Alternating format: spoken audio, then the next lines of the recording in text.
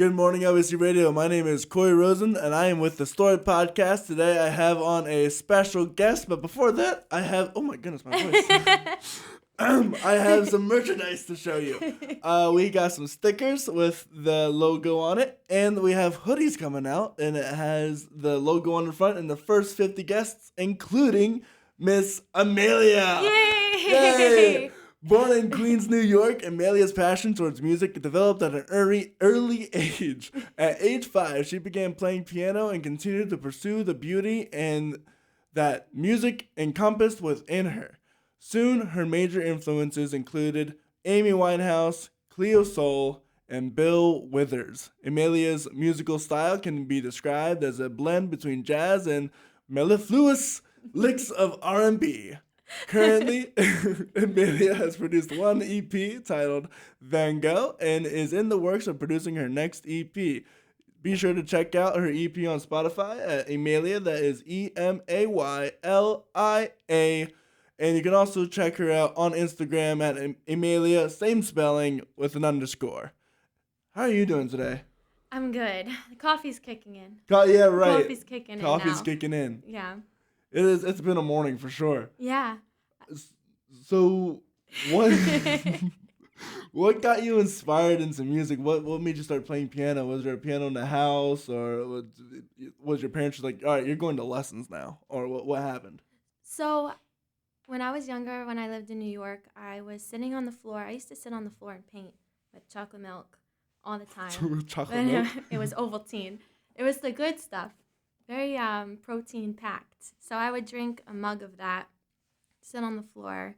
I had a little afro, kind of like Bob Ross. Oh, for whatever reason, you said I would draw with chocolate milk, and I thought you were using the chocolate milk to draw. Maybe I was trying to paint that too, or paint the chocolate milk on the paper.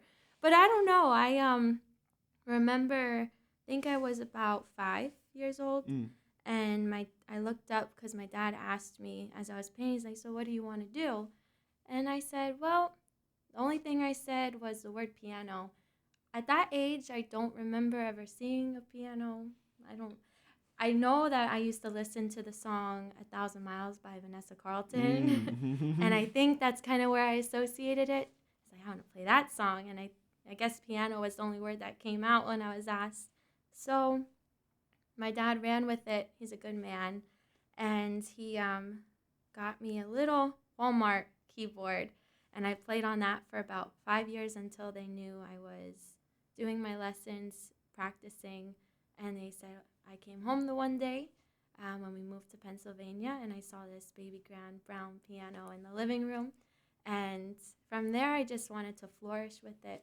Took lessons. And unfortunately, I don't think I tricked him, but I didn't know how to read sheet music, and I was playing classical music. What? Yes, so I would always ask him to play, my instructor, to please play this before I would go and play it. And I don't know, I would listen to it, and You were just really good at picking it up. I don't know. It would take me time. Absolutely. I would never get it on the first try. No. That's some Beethoven and Mozart kind of people. Like Elton John level. Yeah. Skill. And I am not. No way. But it was the skill I found that helped me more. And I think he probably picked up on it because he was a very smart man. So then I guess after, playing and stuff and playing in college, I was invited out. I had a gig in Annville at Ted's Grill. And Bjorn was playing after me, and he kind of got me going out to Tellus, checking out Hell in a Bucket.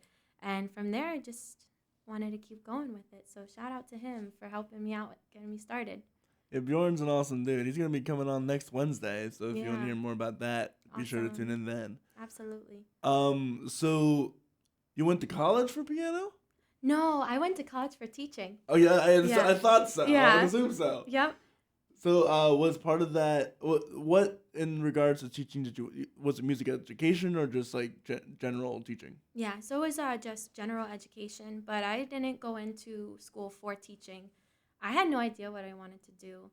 At first I was like, well, maybe business. And I had a dream of starting my own coffee shop.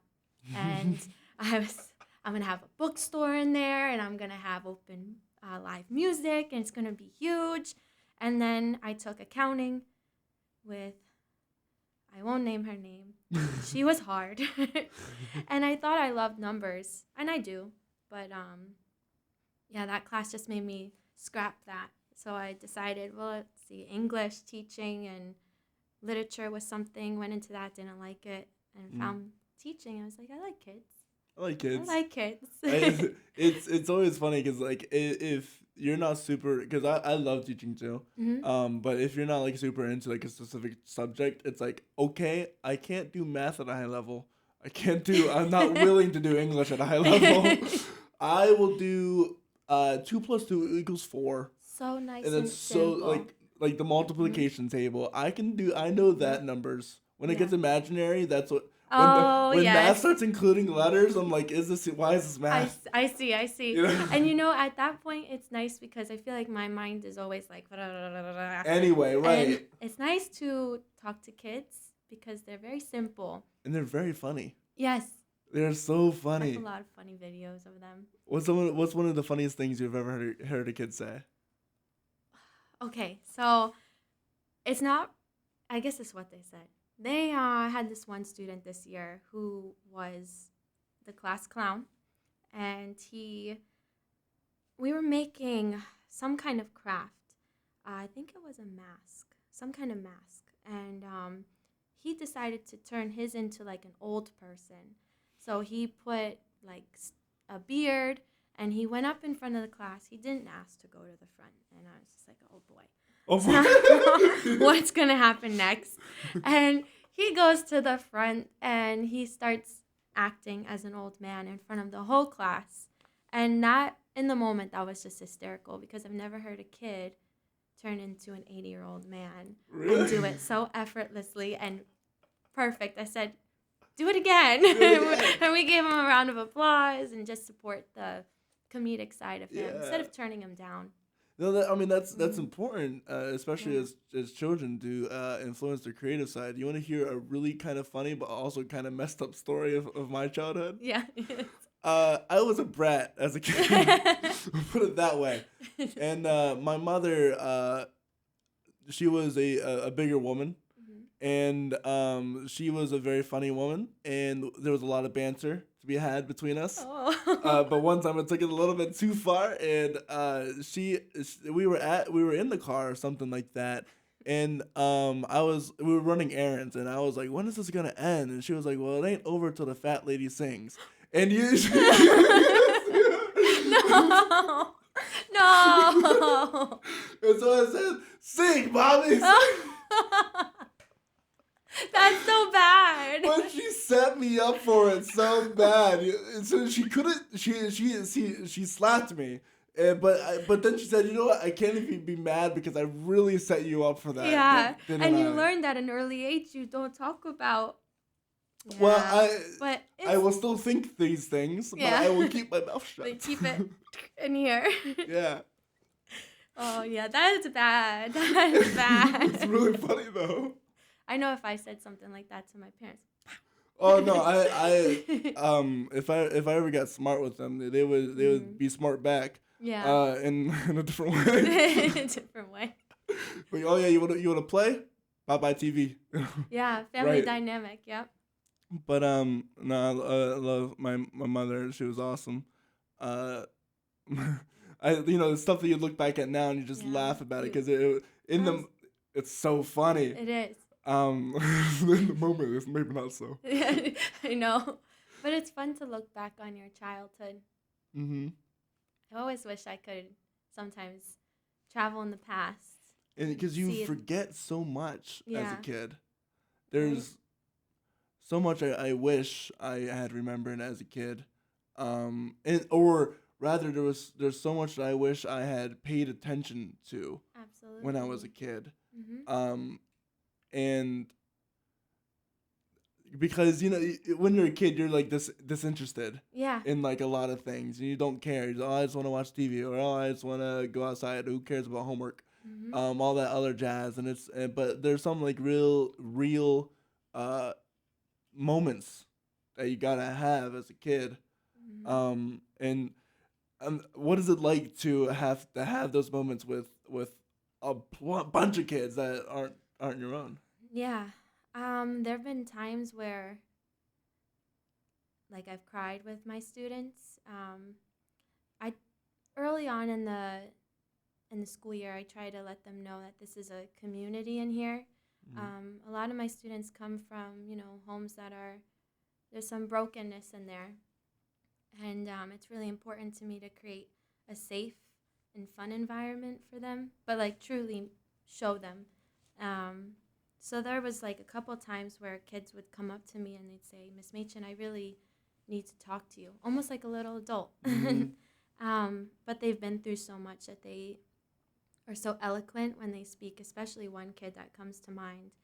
And just opening up that space, like we have my table in the back where it's just us two, where we can sit and talk and have those moments.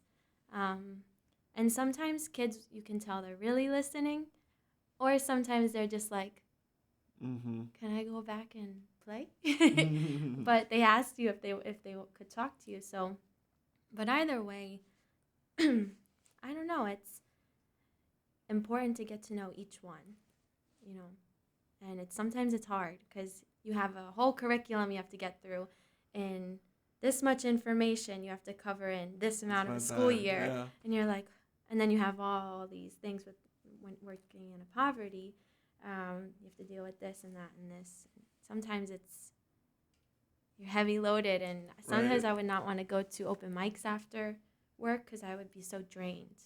But that's how I am with I teach children how to swim, and and it's always from like 4 to 8 o'clock. So every time I'm at an open mic, I'm right after getting out the pool. Yep. So sometimes I'm like beat up from kids because kids will beat you up in the pool. Not intentionally, of course, but they're scared. They'll grab onto you. They'll kick you in places they shouldn't. Rightfully so, though. I remember when I learned how to swim. Ooh. Oh yeah. It's scary for a kid for sure, but it's all worth it in the end when you get to see them float by themselves or maybe solve a problem that they were having trouble with on their own. Yeah. Spell a word that they had struggle with. Yeah. It's all worth it in the end. And then recognizing when they do that and giving them that praise. Yeah. So important. Yeah. That's cool. I didn't know you worked with kids either. Oh yeah, no, I love working with kids. Kids because they're very funny. And they're sometimes there are some kids that are just little adults, and I find that also hilarious. Yes.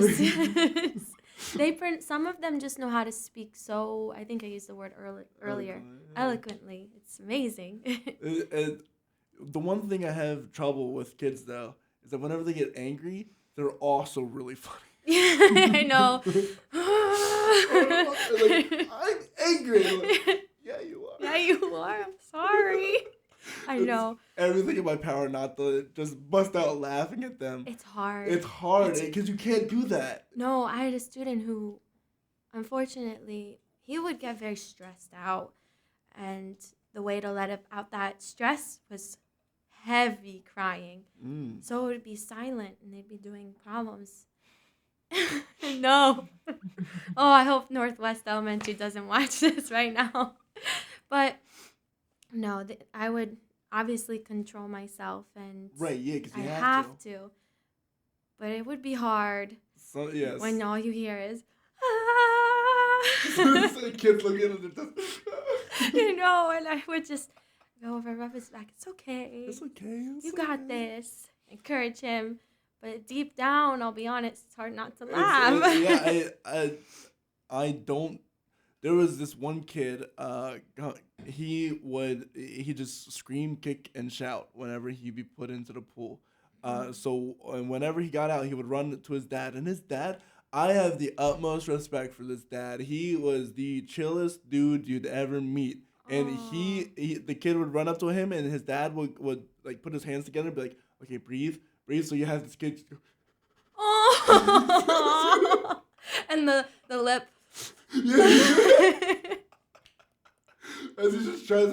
down. Aww, It's the patience. Oh my God, like the patience this father had for his children, inspiring. Yeah. But also the image of his little kid just going, okay. It's really funny. But you can't laugh. You're not allowed to laugh because it's like invalidating. Yeah, to their the kid. feelings and they feel like they can't express themselves when they're upset anymore. Yeah. Oh my gosh, babies. Yeah. The funniest faces funny. you'd ever see. So funny. One little toddler hated me. He gave me this evil stare the entire time as we're doing all this the entire time. Salty about something. He was salty because I wasn't his normal teacher. Oh, that's why? That's the only reason why. He would just keep glaring at me. Like, his routine was thrown off. Who are you? Yeah. I don't know you. I don't know. Did you build trust with him? Well, it's kind of hard to do that, because especially if like trying to take the kid and like have him float on their back. Yeah. They're like, "What are you doing to me? I don't even know where I am right now. I don't like this. Yeah. My ears are wet. I was forced into this from my parents." Right, exactly. You're doing this to me. It's not my parents. You are making me do this. Aww. You are telling them what to do. You are complicit in this violence. Sometimes it feels like that. There's this one baby who just learned how to stand. Yeah. Oh. And so like he will not sit down anymore. So he'll just try to keep standing. But it's the funniest thing is he always looks like he's confused. He's like, now, is he swimming in the water? No. So for babies, we like acclimate them to the water, like no tears, no fears. And then it's like submersion, teaching them to hold their breath. Yeah. And then getting them comfortable or simulating them falling in the water. So unlike ISR where people just chuck the babies in the water, which is a little sketchy. Mm-hmm. But we'll take them under and then like roll them over. And sometimes it freaks them out, but that's pretty much it for that for toddlers. Because that's all they really need. That's pretty cool though. It's a lot of fun. But this one baby, he just learned how to stand. And when babies stand, I can't get over how much they look like they're drunk. they always like, whoa. But this guy, this little dude that had his face like, like he's like looking. It's like he's on a little surfboard. Like, it was like that. It was like he was like a drunk little baby like walking around. It was so funny to me. That's cute. I was scared of water for a long time. I was scared, because I was a kid in Galveston Beach, Texas, and there had been a shark call, and I was stuck out there on my boogie board, in the water, and so for the longest time I had the most irrational fear of there always being a shark in the pool. Oh, in the pool? No. In the pool. They don't like fresh chlorine water. I mean, right? But people would tell me, listen, you can literally see everything. I know. That's not the point. When my face is in the water and I'm swimming that way, I don't know what's behind me. Yeah. It's like the same fear like whenever you close your eyes in the shower and like someone's like coming after you. Yes, or you're going up the stairs, and I still do this to this day and you turn off the basement, and and I run as fast as I can, faster than I used to run in track in high school. Right. Trip over the steps a couple times. Right. Look back. I'm okay. I still, as a kid, I used to sing. Whenever I turn off the lights, and that was my way of warding off any demons or any ghosts in the dark. I would sing in the dark until I was safely in bed or whatever. Aww. Yeah. And you don't sing at open mics either. No. I don't have, because I believe that if you were to go and perform at an open mic, you should have a reasonable level of singing, you know? Sure. And I don't have that reasonable level of singing. So because it's one thing to go up there and like play your instrument really well, right? And then you can get recognized for that. But if I went up there and sang and people were like, it might detract from my playing a piano. Yeah, that makes sense. Yeah. And I'm working on my voice, but I will only sing if people are really inebriated. At that point, nobody cares. Nobody cares. Yep. Wow. So you said. At least you recognize. Sorry. Yeah. And always room to grow. Oh yeah, there is always room to grow, and and that's what's important. You don't know where someone is at in their musical journey, right? Never. They could be just starting out, or they could be years and years and still Right. growing, Mm-hmm. right? So and that's I always make it a point to like never try and trash somebody, at least for their talent. Mm-hmm. Absolutely. Because you never know.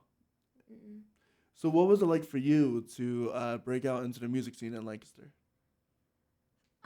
So breaking out in the music scene, I guess for me personally, I mentioned how Bjorn invited me out. Mm-hmm. And I just kept going. I loved it. It was exciting to be able to share something that I was doing in my own home for so long and so tucked away. And then all of a sudden, I'm just sort of branching it out there. And it was solo stuff. Like in college, it was always playing with a band behind me, and it was fun.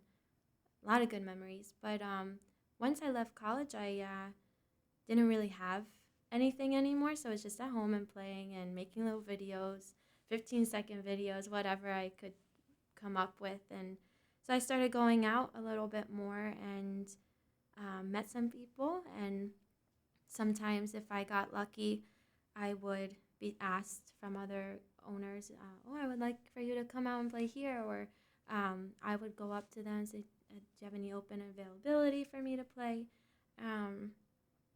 And now it's like I dedicate so much of my time to music just because of being asked to kind of come out one day and then just trusting myself that I can do it. Yeah, you've when I first came out here, I didn't realize you were new to the scene. I thought you were an established player. Wow. Yeah. Well, because granted, that was like my first time ever out there, and you were already brought in with the Cody Kilburn group. Yeah. And so I was like, oh, she's and not only to mention that, but you had like a legit piano, as of me having no piano. Right. And right. I made I for those who don't know, my piano that I have now was graciously given to me by Miss Emaylia here, and so I'm very, very grateful for that. It's holding up okay? Oh, it's holding up great. Okay. Does it still have the writing "Piano is Life" on it, or the G I don't sharp? think I ever saw that. Really? No. I might have before I gave it to you been like, shh. Listen. I know my old piano back at home still to this day has the permanent markers of writing the letters in, and my mother was mad when but she got over it. Yeah. And after a while, it's really funny because like all the stuff in the middle is like kind of like worn out. Yeah. It's just the stuff at the edges is still there. And that's the letters. Yeah, I guess they weren't played. Right. Yeah. Yep. So, but I never noticed that. Yeah. I might have scrubbed it off. Maybe I just never looked at it. Hidden. Yeah. So, what was it like to get your first gig? Was it you who asked, or was it someone else that asked you? Oh, I have to remember now.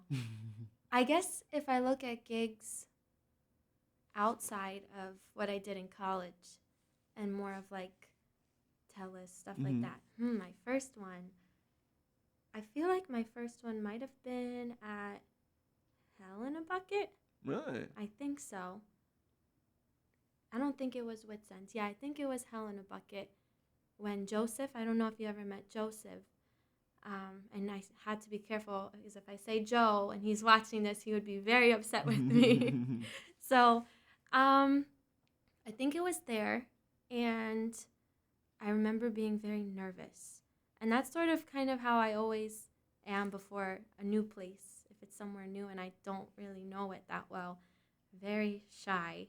And one thing I'm trying to work on is stage presence. Stage presence, yeah. What do you say to a crowd that's watching you? Do I have to talk to you? Right. Or can I just stay behind the piano? Right. And the nice thing is I kind of use my piano and put my stand up as a blockade. But I remember being nervous that first time. It's hard to draw back, specifically the moment. But if I think about it, probably very nervous, unsure of what I'm doing, untrusting of myself, thinking, I don't know if I should play this song because it has this section. And so, yeah, I would say I've kind of grown a bit there. But yeah, for sure. Yeah. So I would say nervous. So, but I'm sure it was nice to get paid. Oh my goodness, yes. As teachers, we don't make a lot of money. And I know I have a couple coming up. I have one today. Yeah? Yeah, first Friday at Queen Street Bistro. And I felt so bad. I asked Kieran, I said, Kieran, I hate to ask, but I'm curious, do we get paid for this gig? And he said yes. And in my mind, it's like an extra nice whipped cream and cherry on top, you know? Yeah, it's the life of a musician is hard because sometimes you get paid, sometimes you don't get paid, sometimes you have to ask to be paid. Yeah. And that's terrifying. If you have to ask. If you have to ask, especially.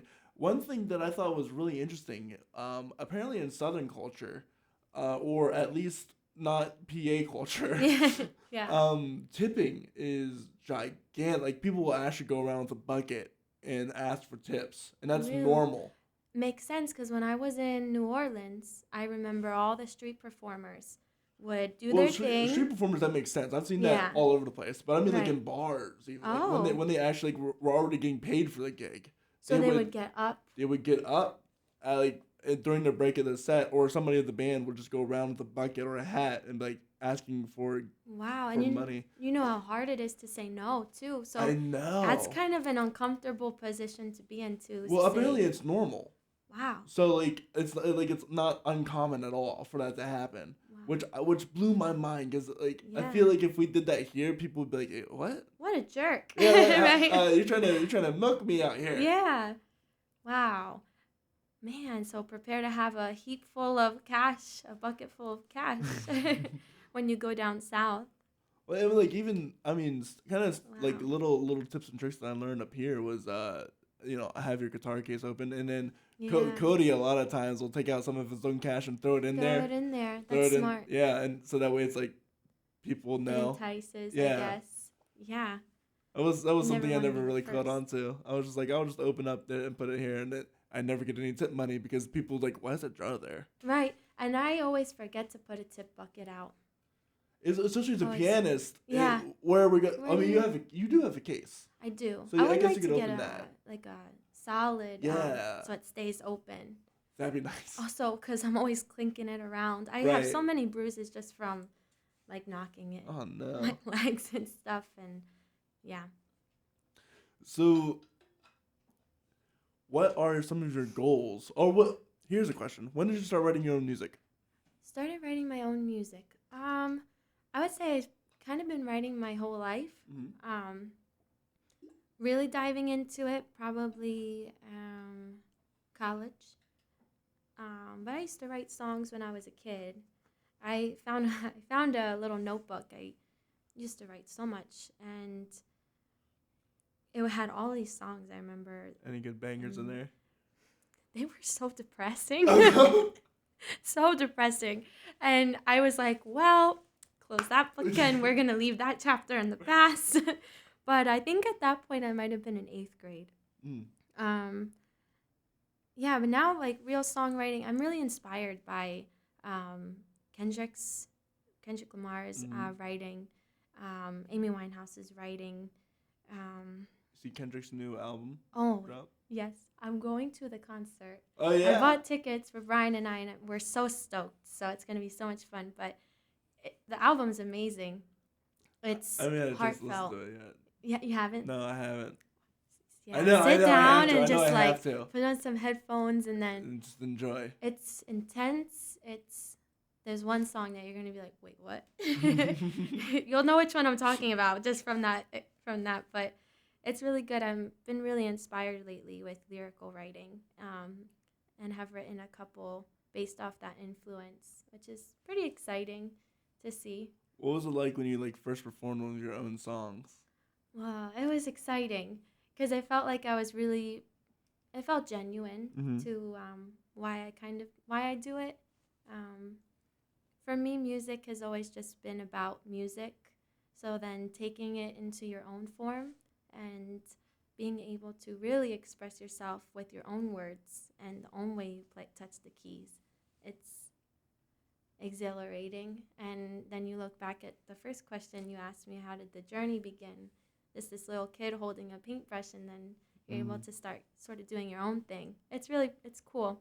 Yeah, speaking about doing your own thing, one thing I really like about your stuff and your style is that you take songs and you make your own rendition of them. I try to. What, Usually, yeah, go what's that ahead. process like for you? How do you do that? Sure. So I know I had my notes in here where I was arrangements of covers and songs. I don't make any formal or written arrangements of the ones I do. But typically for a cover, I focus on the lyrics and whatever the lyrics are saying. Um, and if it's something that's sort of sad, I'll kind of go off that route and put it into the way that I'm feeling. Because I never like to sing a song if I don't feel those lyrics in the moment. Mm. Or else I feel like I can't do it. I can't be true to the music and the artist who made the song. When it comes to that, yeah, I would say it's more how the song resonates with me and then just ride with it like a little wave. Yeah. That's cool. Because you have some unique arrangements. It's always different, and I guess that makes sense because it's not really written down per se. It's Yeah. more just improvised. Mhm. That's cool. Yeah. Never can. I feel like I've played Back to Black a million times, and I feel like each time I play it, it does seem different if I look back at it. I always love playing that song. I always love playing that in the hippity hoppity way Mhm. that I do. Have Yeah. you ever heard me play Back to Black? Yeah, we sang it at Telus, I think, two Yeah, weeks ago. Mhm. yeah. I like doing it in the little bluesy Yes. way. Yeah. I remember I went to New York and I asked the pianist, there's like a piano bar, and I asked him, I said, could you play this song? Oh my goodness, could he play? And I was like, wow, I want to be there. But you would ask him for whatever was karaoke and he would play it. Oh, that's dope. I know, That's right? wild. But he would play it like he was Beethoven, new age Beethoven, and I was like, wow. And he would play it with a little hop, very Yeah. jazzy. It was a jazz piano bar. So, That'd be kind of fun because mhm. that's kind of a lot of what I do. Like when someone's like, "Oh, I want to play this song," and I'm like, "Okay, give me the chords," and Yeah, I'll and just then follow. follow along with it. You should look into it. Yeah, I should look into it. That'd be a cool experiment to do. Absolutely, it'd be Yeah, fun. that'd be a lot of fun. That'd be a learning experience and a half. Yeah, because you Cause have to have a repertoire. Because you have people coming in. Now he was just at a jazz bar, so I'm assuming you kind of have to go in and expect to you play would, jazz. yeah, you have to know standards at least. Mhm. But I feel like as long as you would know that genre and what the scales Well, it's like include the and jazz standards. So standards. you got your 2/5 1 progressions, and then Yeah. the standard like nines and 11s and all that jazz complex Yeah. stuff, the Yeah. theory stuff. All theory. I don't know nothing about theory. It's too early in the morning to think about theory right now. Yeah. True. Gotta wake up. Right, right. So that's insane. How long Hmm. did you live in New York? I lived there till I was 8. So I lived Okay. in upstairs at my abuela's house till I was 2, and then we moved to Staten Island and stayed there till I was 8. Hmm. Okay. So you didn't Yeah. really get to experience New York as like a teenager much? No, thank No. goodness. They grow Really? up so fast. Oh yeah, that's Way fair. too Yeah. fast. No offense, New Yorkers. Well, I mean, No offense. But have some friends still that live there and, my family. And you just see, like, what you experience there. A little bit different. A little a little bit. bit, just a little bit different from Yeah. old Lancaster. Yeah, from, the Amish and the buggies, all that. Although for whatever reason, I hear buggies in the middle of the night, I know. and I always wonder what are they planning? Apparently, they party. Do they really? Yes. My brother apparently got sucked into a Amish party when he was I wonder younger. what that's like. And I said, how did you get yourself in that situation? Right. How did you do that? And he said, yeah, they're crazy. Really? But I That's guess, wild. yeah. And then you have to like make up your mind if you want to stay or leave. And if you It's leave, you're shunned. Pardon if I'm I don't wrong. know. I don't I know. don't know. Oh, like the Yeah. community. Depends on the sect. I'm pretty sure. Yeah. But the party wise, like it was always wild to me. I would live on Orange. I used to live on Orange Street, and Oh every now wow. and then I would hear just the clippity clop of a carriage buggy, and I'm like, it's 2 o'clock in the morning. What in the world are the Amish people doing in the city at two In the o'clock in the city. morning? I was gonna say Orange Street's right in the city. Like, we were on like where the prison was, Yeah. so it's a little out of the city. But even still, I'm Still. like, what in the world are Amish people doing at 2 o'clock in the morning? It's like, is this some Amish mafia going on, or? Yeah. And then you start hearing the other ones rolling. Like, uh-oh. Uh-oh. So I'm curious, because you're a teacher, which is a very full-time job. How do you balance your teacher life and your music life? Yeah. That's a hard one. I've noticed that during the teacher times, you kind of disappear. Yeah. I disappear sometimes well, I didn't want to disappear Right, at of that course. time. There was other reasons too. I know I'm very perfectionistic type of person, and things is kind of pushed myself. I push myself too much sometimes. And during the school year this year, I'd say this year was definitely the hardest school year, battling the after effects of COVID, tons of other things that are coming our way in emails, and there was points where I was so stressed that I just wanted to quit my job because it became so heavy. But so balancing it, I mean, I'll get so frustrated because if I don't work on any music during the day, I beat myself up about it. I said, well, I should have done that today. I should have done this and this. And I'm learning sort of how to stem away from thinking like that, like the shoulds. Don't think the shoulds. But at the point, I would come home and I would want to play for an hour or 2 hours. Because I was so used to doing that in college before work. When I worked as a barista, I was a commuter, so I would spend about 6 hours in the practice room just playing. Wow. Every day, would take naps in there. I was like my little home. And when I wasn't granted that time because of teaching, it really like killed me. I felt like I'm not expanding, I'm not growing, and I'm not, yeah. And then I just was really hard on myself. So I would force myself to go out and play, but I never felt like I was really doing anything new. And that sort of bothered me a bit. So the balance is tricky. Yeah, It's that's hard. especially when you can't practice. That's something I've been trying to. I'm horrible at practicing.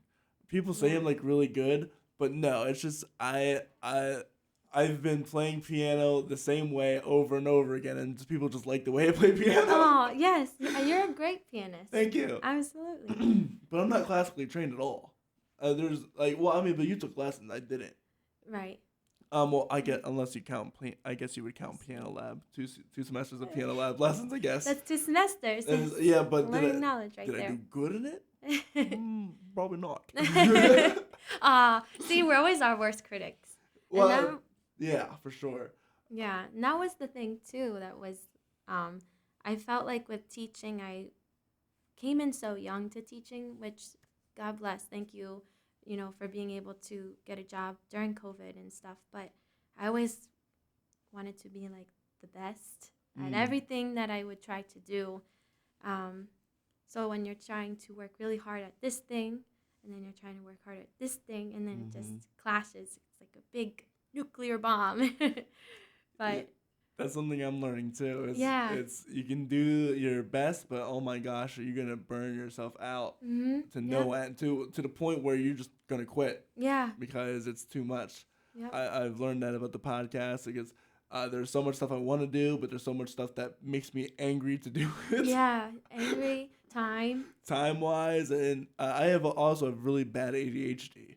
I don't think a lot of people know this actually, but no, I have extreme. If I don't take my medicine, I can't focus on work.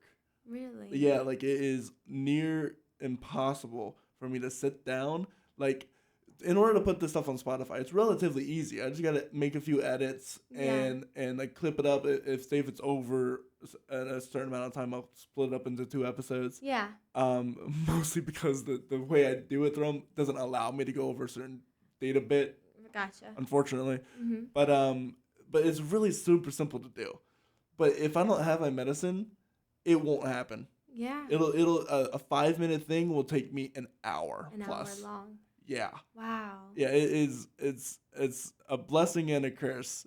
Because at the same time, if I don't have my medicine, I am really good at multitasking. Like if things are changing, like with the kids, teaching kids for like 30 minutes each time, and when there's like 3 kids in the class, it's like, oh, this is very easy to multitask because my situation is changing every single minute. Yeah. Mm-hmm. So it's really easy for me to pay attention there and focus there. Yeah. But when I'm trying to do one task, forget it. I have like questions in my head, but I'm not. Go ahead, ask. Yeah, if you want. Did you find it hard in school? Oh, absolutely. Funny stories about me and my childhood school. Childhood school? Elementary school. Same thing. Same thing. I also had really bad anger issues as a kid as well. Really? Yeah, I would get in fights all the time. I threw a desk at a kid in 1st grade. Oh my goodness. Well, those desks are relatively small. So, but still? Yeah, still. Yeah, so oftentimes, my 1st grade teacher, Miss White, a blessing for sure. Sometimes I'd bring in stuffed animals. I had a whole collection of stuffed animals. I would have this pony, and people would make fun of me for having this pony, so I'd beat him upside the head with it. Because what else could I do? Yeah. But I'd go back in the back, and I draw the pony. I like trace the pony out on a piece of paper, or they would let me go on a walk out in the hallway, and then I'd be good. I would fidget a lot. Yeah. I just specifically remember having stuffed animals a lot with me. Yeah. Or I remember reading Harry Potter all the way through. All the Harry Potter books as a kid. Wow, and that would capture you. Yeah, that would, because everything's changing, right? Because it's a story. Mm-hmm. And the Magic Treehouse series. Yes, that's what I used to read as a kid. Yep. Yeah, I always loved those. Mm-hmm. The adventure. So you were into like the adventure stories because it sort of fit the adventure feeling that you would get in your mind.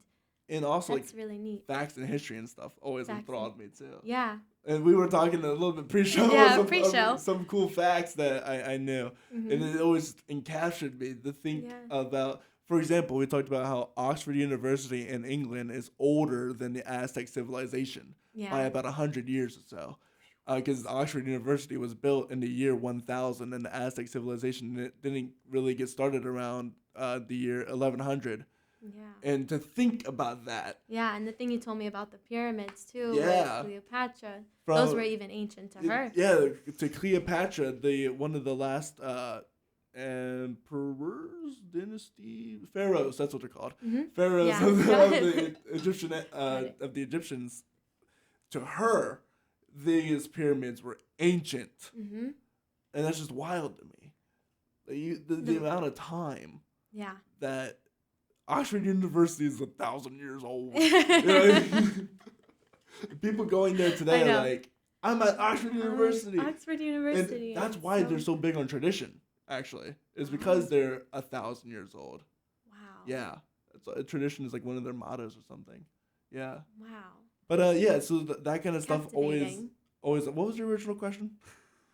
Was school hard? Yes, it was. Was it difficult? Yeah, I had my own 504, I think they're called.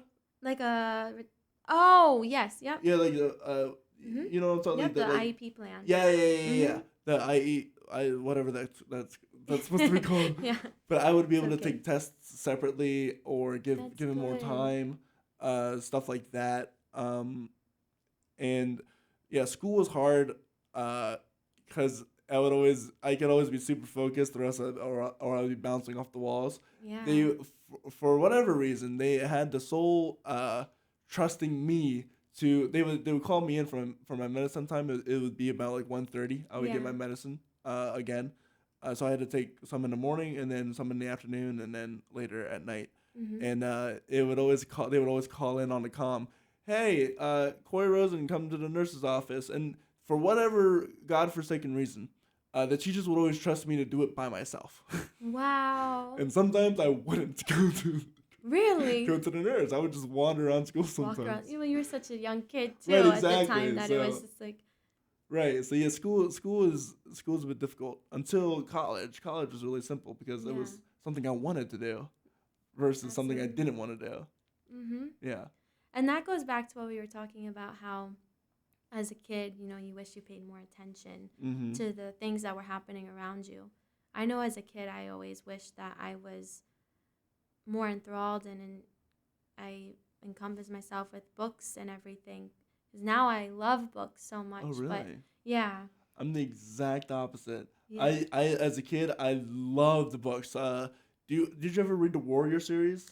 No. Like the cats? Mm-mm. So this wonderful book series about cats, and it's called the Warrior series, and it follows this one like family of cats, and it's some of the best writing or like fiction like stuff that I've ever read. And it's called The Warriors? It's called Warrior series. Yeah. So there's like, there's different spin-offs of. Mhm. And I remember thinking to myself, oh, I want to be Bramble-Claw. That was the name of the main cat because he had this like he was like Luke Skywalker, for example. Okay. And his dad was this evil Tiger Claw dude who would kill these cats and like Wow. like big clan stuff like Mhm. not Lord like Game of Thrones kind of thing. Okay. So it was just really interesting That's to cool. me. But now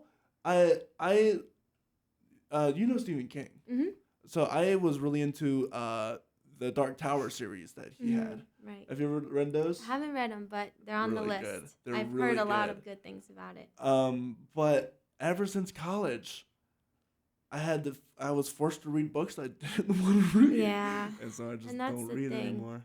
And it's very true. And even in college, too, when I took American literature, or was it British literature? I think Survey of American Lit. I think it was American literature. Anyway, I remember not being excited to read it, but the more we started talking about it and when discussions were starting to develop, made it more interesting. I must say, all the books that I read for like lit classes were like The Book Thief. I got super into. Yeah. The Life of Pi, I got into as it started getting going. Yeah. The first part of it was rough to get through. Yeah. The Kite Runner was really. Have you ever read The Kite Runner? No. Oh, it's a true story about this guy who lived in Kabul, like pre-Rush or like during the Russian invasion of Afghanistan. Mm-hmm. And it's just his life story of how he got through. There was some argue it's maybe too adult for kids because it has some inappropriate sexual bullying moments. Gotcha. We'll put it that way. Yeah. But oh my gosh, was it eye-opening to a different culture because kites are apparently a really big thing for that culture. Kite battles. Did you say like Russian? No, Afghanistan. Afghanistan. Afghani, Okay. yeah. Yeah, so they would do kite battles where they like on their strings they would have like razor sharp glass and they would maneuver it to cut the other string of the other people and like Get kite standing wins. And so, do they still do that to this day? I don't know. That's a good question because the politics that have changed Yeah. drastically since at least the Yeah. 2000s. The 2000s, yeah. So I don't know if that's still a thing, but that was the main point of the Kite Runner. Yeah. Was kind of the story that he had as a kid and how that impacted him and that kind of narrative. The Kite Runner. The I'm writing Kite that one Runner. down. That Yeah. sounds interesting to me. It was a very good book, and I enjoyed it even though the heavy tone. I really do think kids can accept heavier tones. Yeah. But because they think deal so. with them a lot. They do. Exactly. So, or like, have you ever watched Avatar: The Last Airbender? That's my favorite Yes! show. Like if people can watch Avatar: The Last Airbender, Yes. they can deal with They- heavy matters. You Yes. know what I mean? I love that show so much. Have you played the game? No, not yet. If I had my Nintendo, I would let you borrow it. Oh wait, like the old DS game? Not on the DS, on the Cube. Oh no, I had the old DS game. Okay. Where it was pretty much like the book series, Mm-hmm. And I remember playing the ever living daylights out of that game. Same. After school every day. Yeah, but the Kite Runner, Color Purple. Yeah. A lot. I really enjoyed actually reading a lot of the poetry. Like, have you ever read the Scarlet Ibis? Yes. Yeah. I remember reading that. Mm-hmm. I never got around to reading Huckleberry Finn though. The Adventures of Huckleberry Finn. I read a partial of the story. Yeah, that's kind of where I read partially of it, but partial. I remember when I first started reading Walt Whitman. It's like, what a joyful man, sees life so beautifully. Then I went through this period was like, Walt Whitman's the worst. How could he be so happy? And then I went. Now I love him. I think he saw the world in a beautiful way that I wish more of us would see that way. I always love going to poets like Langston Hughes or Yes. who's the guy who wrote The White Elephant? Oh my gosh, why is all names escaping me right now? I know that poem. Yeah, Mm-hmm. right. Oh my gosh, Ernest Hemingway, was that the guy?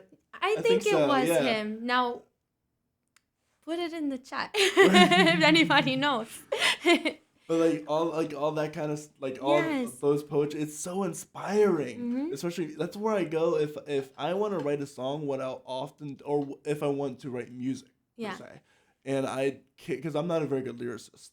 What I'll do is I'll go and look up poems about the specific topic I want to talk about and try to put those words to me. Granted, poetry isn't always the best to put in the lyrics. Oh, but why not? But why not try? Yeah. And why not try to make that into like a song? Mm-hmm. And that was always a challenge. I always like to challenge myself with. Yeah, it's nice. Recently watched a restaurant movie show called Chef's Table, and there's chefs who they just come up with these brilliant ideas, asking themselves questions. Well, how can I take this and create it into an experience? What do you call oh my goodness, our customer. Our customer would absolutely thrive off of, and so they'll be creating things that float. And it's the same with writing too. Why not try something that nobody's ever done before? Write a song that's almost like you're reading poetry. Right, and music is poetry. Like if you're really gonna get into it. Yeah. That reminds me of this museum that I went to. Have you ever been to Columbus, Ohio? Yes. Have you ever heard of Otherworld? No. No. I was there a long time ago. Is it a new place? That's a good question. That's beyond me. However, this other place called Otherworld is the most fantastic place I have ever been in my entire life. Brian and I are going to go. And, well, here's the gist of it. It says it's an all interactive museum, and there's like all interactive quote unquote museums that you can't actually interact with. Yeah. This is the most interactive experience you'll ever and you have. Can't touch anything. You can't touch it. Yeah. Yeah. But so I was kind of skeptical about it, and it was really weird because it's in this like where like Walmart is over like Lincoln Pike on Lincoln, or even the one in Fruitville kind of matches. It's kind of like that kind of like shopping area of it, and I thought this was gonna be like a big museum. But no, it's just like one of those shopping things, and so I had really low expectations, right? And it was only $25 for a wristband, and you can spend however long you want in there. But so I was kind of like, okay, maybe this is gonna be like maybe a 30-minute hour thing. Even from I guess. The beginning, they're throwing off your perception. They were That's throwing really off cool. my perception, and when I tell you that it was interactive, I mean there was a computer setup and a phone setup. And you can look through the emails on there, and they would have phone numbers attached to them. So I got the wonderful idea of, what if you type it in the phone number, see what happens? And they would have calls on there. And here's the craziest thing. We were kind of like walking through and like whatever. And the first room we walked into was just a bunch of mirrors everywhere. So I was like, okay, that's cool. Yeah. I can see everything everywhere. But there was these 2 couches, this phonograph, and like discs. And I thought they were just there to chill. And we just sat there for a little bit, and I can't tell you how many people we saw walk through there without a second thought. And my friend Parker, it was during my road trip in November. Okay. Yep.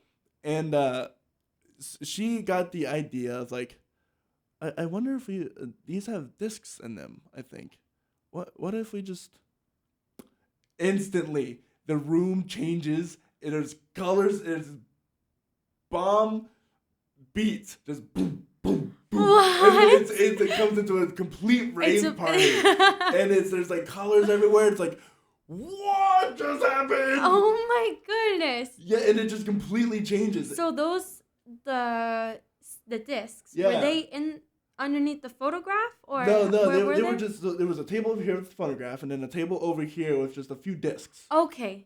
And so there was nothing set, like, but we were just like, let's see what happens. Why not? And, it's like the child in you. Right, yeah. Explore. And once we knew that, we tried every single disc, a different track, different light show, everything. And we were like, we had just watched like 50 people come through and not take a single look at anything. And once we realized that was what this place was, we were like, okay, we're touching everything. Yes. We're touching things you wouldn't ever think of to touch. Like there was stalactites and stalagmites. Yeah. And if you put your hand through them, it would create pitches. So I was like, I'm gonna make a song right now. Oh and, my gosh. And make a little song. That is the coolest thing. It was so insane, and so there's this overarching story in it as well that I won't spoil.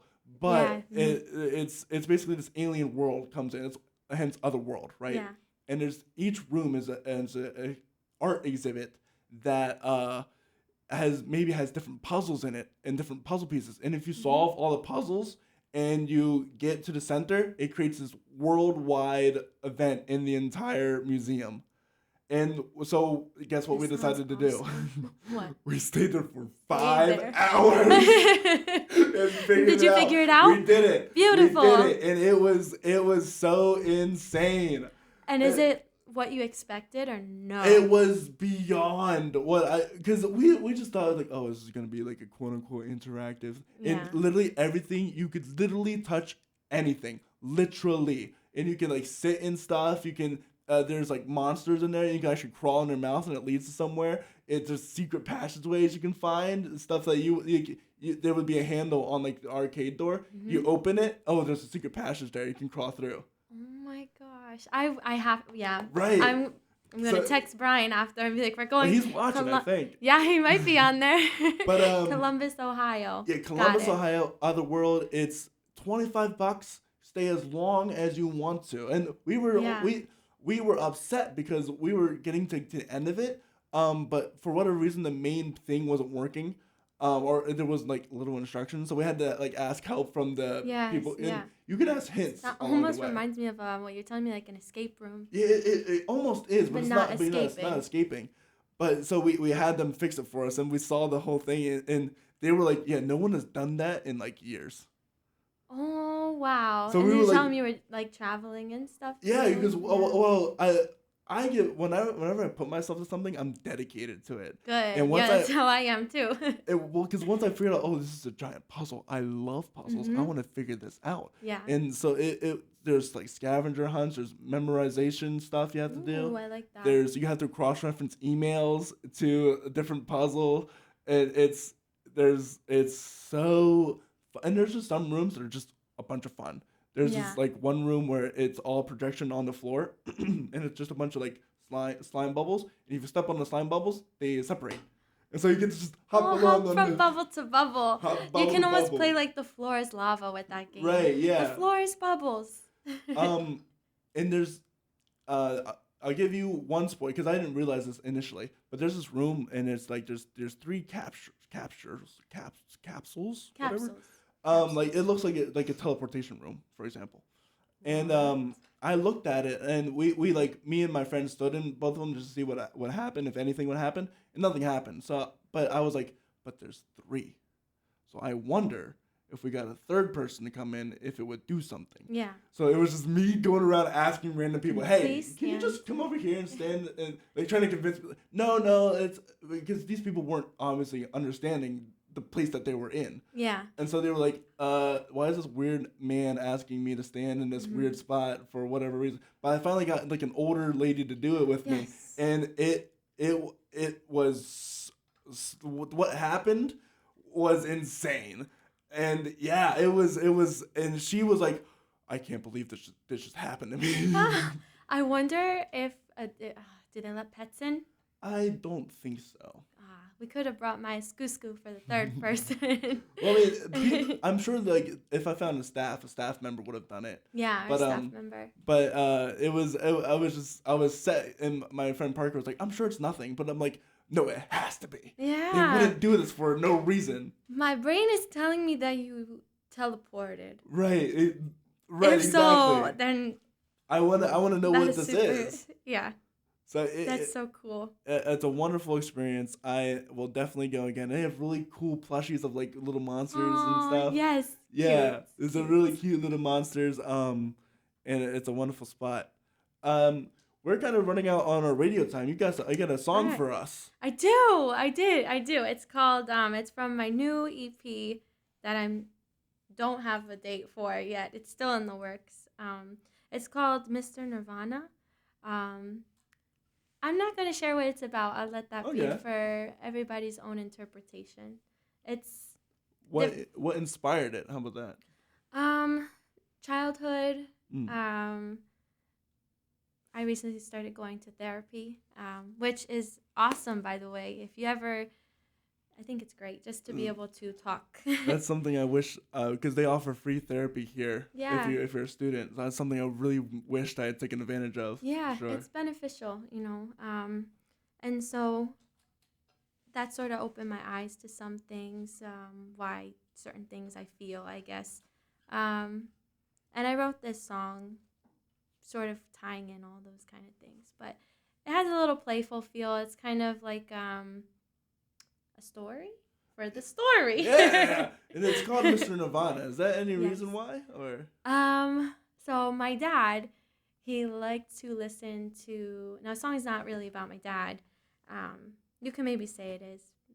Doesn't matter. It's up to your own interpretation. Own interpretation, and he always would play Nirvana.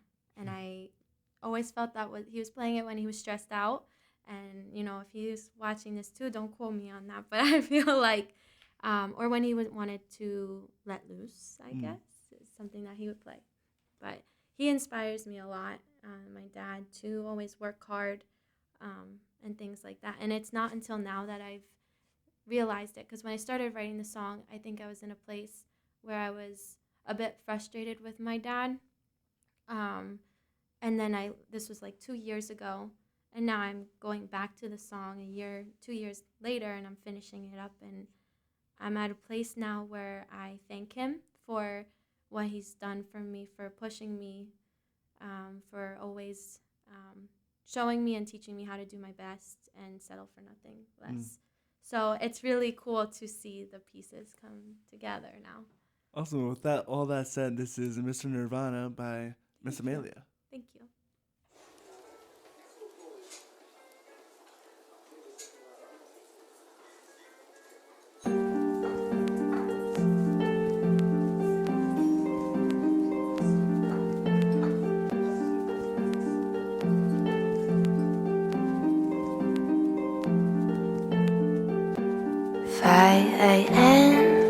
I wonder if he checked up on the kid before he left for work. Hits up the store, guys a coffee to go, and it's the home. They're in Nirvana now.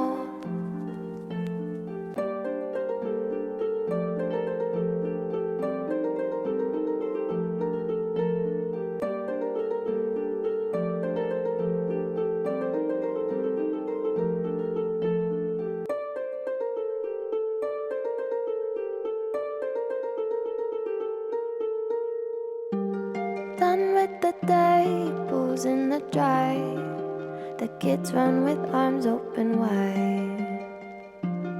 There was years ago. Now when he comes home, he goes to the couch, thinks about how time goes by. He's playing Nirvana now. He's playing Nirvana now. Still playing Nirvana.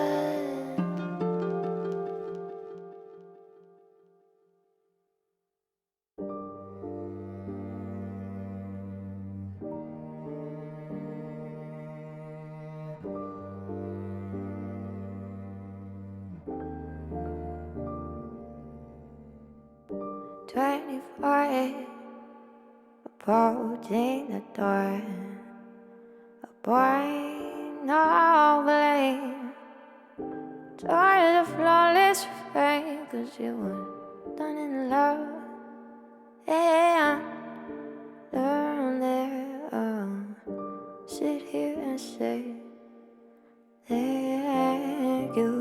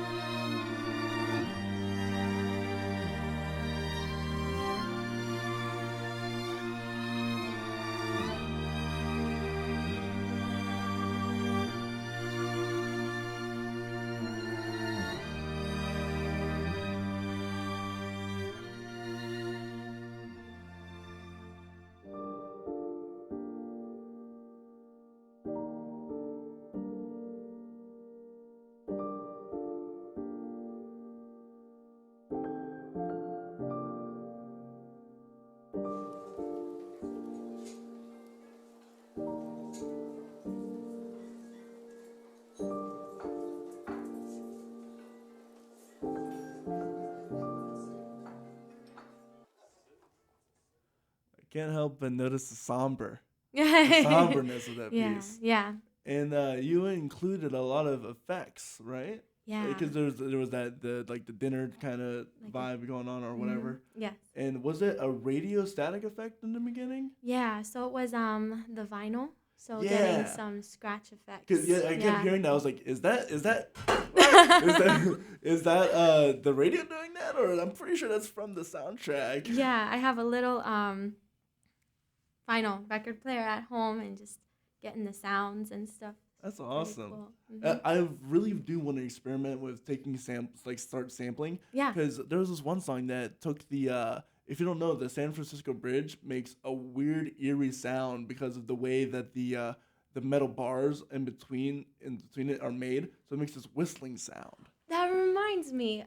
Recently we went fishing. We went camping, Brian and I, and we put the poles in the back. And when you slow down, the poles go.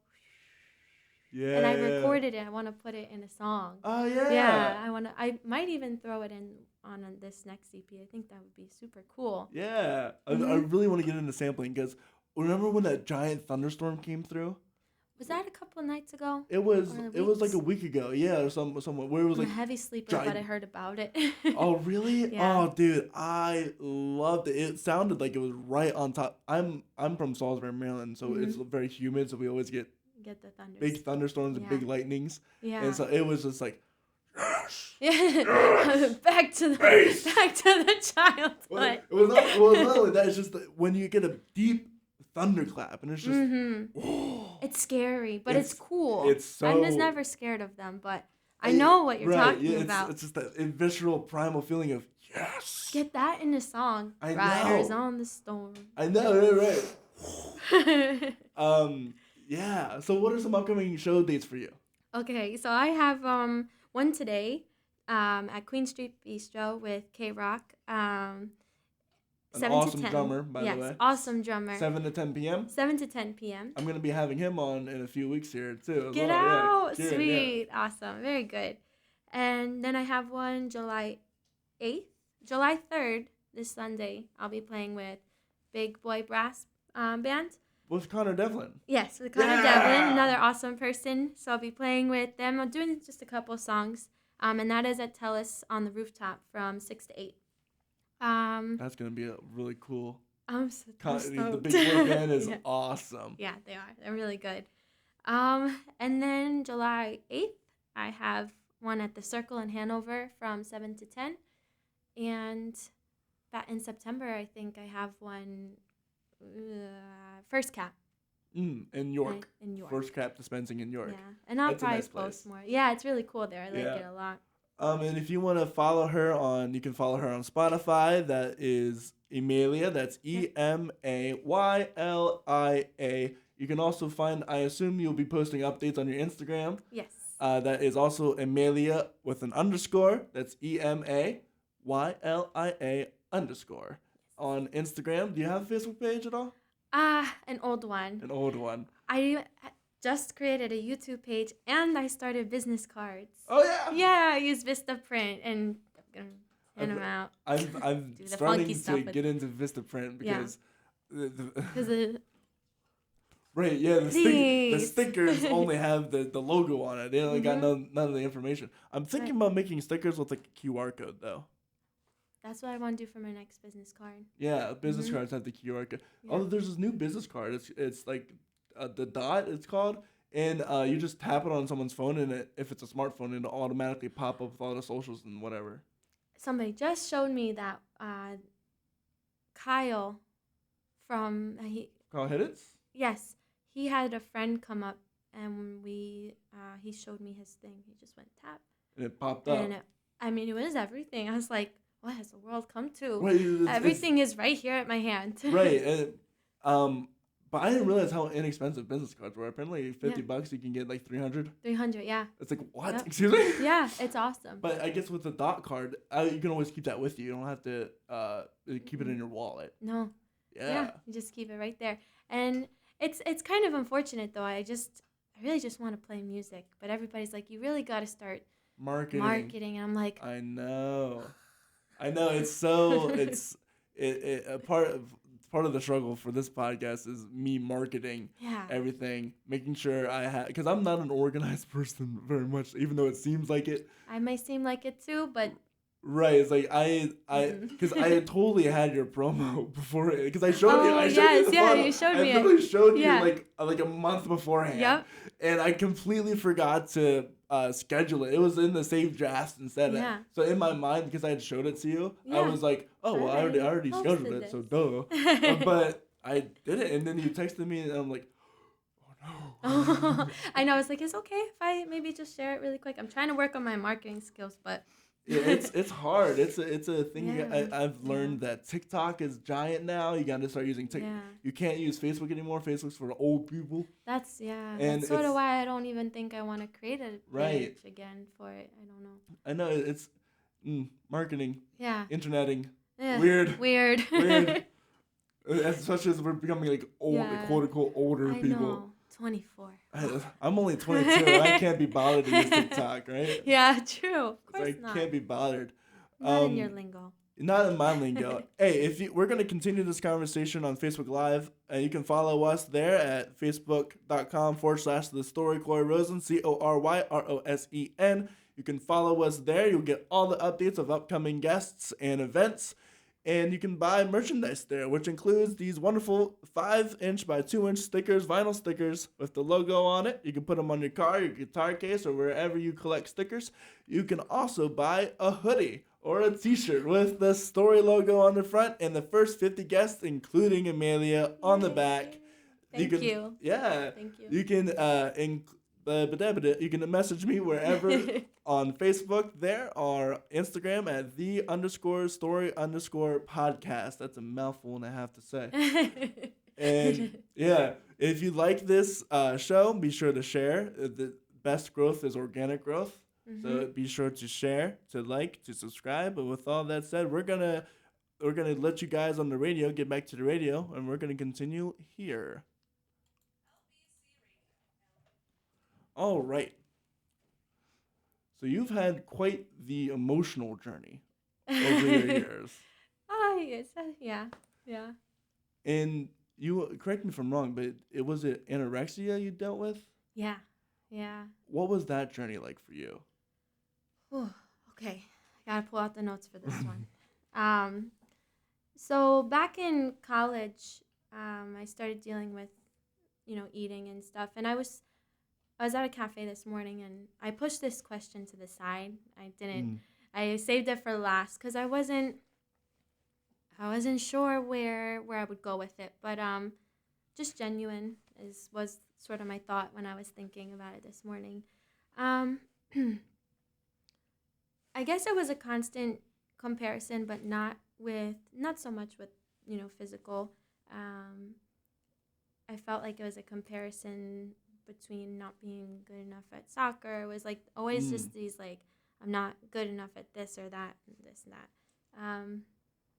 So I sort of needed some form of control, and I think it happened so fast that I don't even remember how it started, or why, really the true meaning of why. I have little reasons that I put on it, but it happened so quick, and before I knew it, it nearly almost cost me my life, until I got better, and I said, I don't know if it was like what really saved me. I always want to say it was God that, helped me out there. But I kind of just woke up and said, like, enough is enough, because things were happening with my body that, scary. Yeah. Like probably like blood sugar crashes, I'm sure. Yep, blood sugar crashes. And correct me, anorexia is where you starve yourself. Yes. Right? Yep. Yeah. And bulimia is where you like bring it back up. Yes, that's a good way to say it. Yeah, a good way to say it. You throw up and all that jazz, but yeah, I just felt and I still feel like these ways about not being good enough, but it was never for a physical look, which always intrigues me when I say that, because I don't know, it was just something that I felt like I could control and fit the perfectionistic mentality that I feel like I was dealing with and still deal with. But I went to the Dominican Republic for a service trip, and when I came home, I don't know, that trip really opened up my eyes too. So I was teaching kids, and it just made me really reflect on the meaning of life and why we're here, and how to cherish every moment, because you just never know when when you're gonna lose it. We're so strong as humans, but we're also so fragile that we can just break at any moment, and it's a precious thing that we have here, that we can breathe. And I felt guilty for a long time, because I said I'm doing something to myself where I'm not, where some people, they can't run because maybe their legs just don't work how, they used to, or some terminal illness. And I'm sitting here giving myself, and there was a lot of shame afterwards of saying, like, I did this to myself and I'm the one to blame. But I'm in a good place now. That's good. That's good. So I've learned a lot from it. And my whole my whole EP for Van Gogh was a story on that. Yeah, I wondered, because Van Gogh also had to deal with having his ear cut off. Yes, yeah. And so I just, he actually was why I'm so obsessed with Van Gogh. Is everywhere I went, everywhere I looked during that time in my life when I was sick, I saw the sunflower painting everywhere. I went to China, and I was in the store, and I saw this little puzzle piece you could buy in this big bucket, and it was the first one I looked at. Coincidence or not, I was just like, whoa, this is cool. Then I look over to my right, and there's this huge painting of the sunflowers. I'm like, that was not there. Am I dreaming? And I saw it everywhere. So eventually I looked up the meaning of the sunflower painting, and it's just about gratitude and being grateful for what you have. And that is my motto now, is gratitude, living the moment. Still have lots to work on, but definitely count my blessings, When did you go to China? I went to China in 2018. What was the biggest culture shock? Oh, I would say all the coughing, Really? and the sneezing, and I guess it's really polluted over there, isn't it? Yeah, and then bumping into you. They always would bump into me, and they don't apologize. So it wasn't to be rude.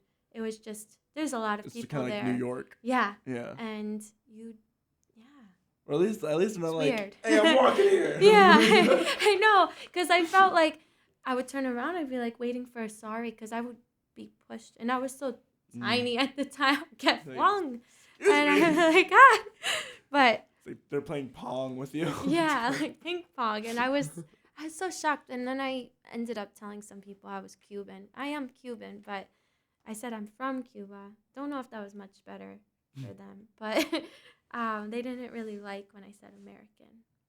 Well, that Weird. makes sense. Yes. It's- So we can get into other things there. I just wasn't served corn on the cob with an egg stick. So Really? yeah, when asked what I was, I said I was American. They just gave you First corn on the time cob. That's and really I funny. couldn't get an egg stick, and I wanted the egg on a stick so bad. I didn't eat all day. We were hiking up the wall of China. Came down. It was really cold. It was December. Just wanted that egg stick and couldn't get it. Did they give you a corn? They really gave you a corn on the cob? No, that was part of the egg stick. I was like, It was a weird mix of foods. I was about to say that'd be really funny. Is it? I'm American. Here's a corn on the cob. Here you do. They just pull it out for the Yeah, American. right. All right, here you go. There you go. You can't have an egg steak. Here's a corn on the cob. Here's maybe some butter if you want it. That's funny. I kind of wish that's how the story went. That'd be funny. Chinese people are specifically. I've dealt with Malaysian people, and they're so funny. Yes. They're yeah. they have so much life in them. Yeah. Yep. And their cooking is amazing. The food there was incredible. Yeah. The spiciest food I've ever had was in Chengdu, China, Really? right in Central Asia. It's known as having like the spiciest. Yeah. Oh wow. I didn't know that. It's a dry spice, but Meaning. very So you know when like a sauce is really spicy, it's very red. This sauce was like burning red. Oh no. Yeah, you would take a bite, and I love spicy food. Take a bite, and you'd be, yeah, it's delicious. So I would love to learn how to make a dish of something from there. It was really good. Yeah, I remember staying over the summer here, and the Malaysian students would always be like making something, and they'd always invite me in. I have this really funny story. It's a little stereotypical, but it's what happened. So one of the students comes up, or I was sitting at a table, and they were like passing out treats, and I was like, "What is that?" And she has a really thick accent, so she goes, "Oh, it's Doug." And and all the stereotypes are now rushing in my head. Did she just say dog? Oh. Because that's what I heard. Yeah. And I was like, okay, I know this is not true, but did she literally just? Did she just say? Yeah. All I said was what?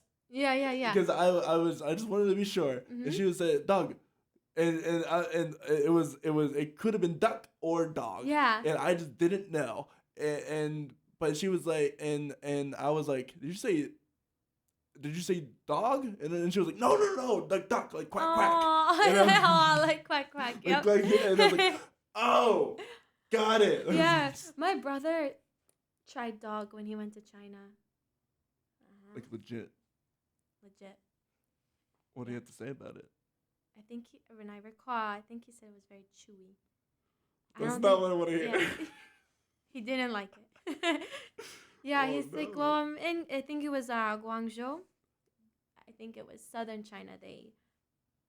But they don't eat a lot of it. Yeah, I'd imagine not. Not very much. But he said he tried it, and it's typically you'd find it in southern China. You wouldn't find it in the northern parts, because I mean it's as big as the United States. It's a huge country. Right, it's gigantic. I think it's the second biggest country. I think so. Yeah. Russia, China, Canada, or no, not even Canada's not even that big actually. It's just that the world map makes it look gigantic. Yeah. Did you know that Russia has more surface area than Pluto? What? Yeah. Pluto is that small? Pluto is that small. What? Wow.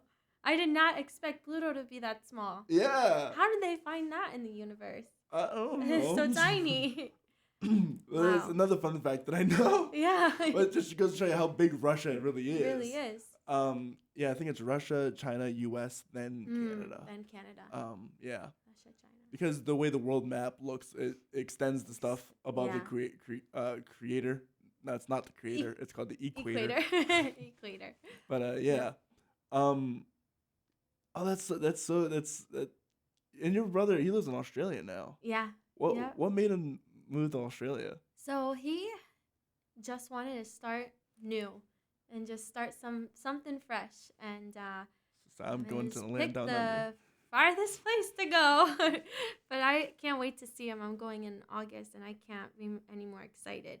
Him moving away has made us like much closer. Oh yeah. We used to fight all the time. Oh, that's fair. Me and Yeah. my sister are very close. I used to torture her. You said you were bad when you were a kid. Here's how bad I was. I would be in the living room, and my sister would be in her room, and my parents would be elsewhere in their room. And what I would do, I was really fast as a kid too. I played soccer a lot, so I had that down. That's cool. Whether I was actually sneaky or not, up to debate, because you know what I mean. You can only run so fast with being so loud. Yeah. So what I would do is I would walk into my sister's room, and I would just mess around with her, and she would cry. And as soon as I would run back my parents would, what's wrong? Corey did this, and I'm like, and they would be like, well, Corey's in the living room, so it's gaslighting. Oh my gosh, that's terrible. She's younger than you, huh? She is. Yeah. Oh, that's like my brother and I. But then he would go take me behind the like dresser, and he'd be like, you can't tell mom or dad about this. Like, I'll get you ice cream, and I'll do this for you. Oh, deal yeah. to the world. And I'd be like, okay, deal to the world. And I would not tell my parents what he did. It's always like if I like actually like heard like, listen, I will give you money. I will give you whatever. Don't tell mom. Yeah, don't tell dad. Yeah. I'll do whatever you want. I'll clean your room, I swear. Yeah. It's like that. It's like that sometimes. But I'm glad him and I are close now. Yeah. If you ever, whenever you get to go to Australia, one thing you should try to go see, I don't know if this is like a thing in Australia, but maybe kangaroo petting zoos. I've been. You have been? Yes. Yeah, so I went to Melbourne back in 2019 to visit him. And we went to a little kangaroo, and they're literally just running and chilling around you. It is incredible how soft they are. Yes. Super, super soft. We went to Nashville Zoo, and we just happened to walk by, and we were like, kangaroo what? Petting zoo? What? Wow.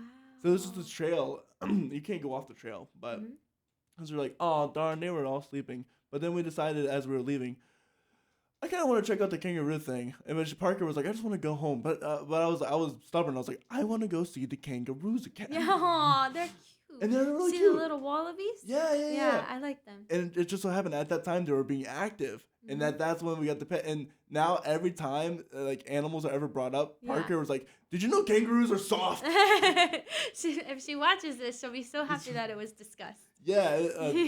Dude, I love kangaroos. They're really cute, and they're very strong. They're strong, dude. A kangaroo will deck you if you let it. Yeah. Oh, well, they will. They will. I know. We saw two almost start boxing each other. Yeah. It's wild, dude. They look so jacked. Yeah, I know.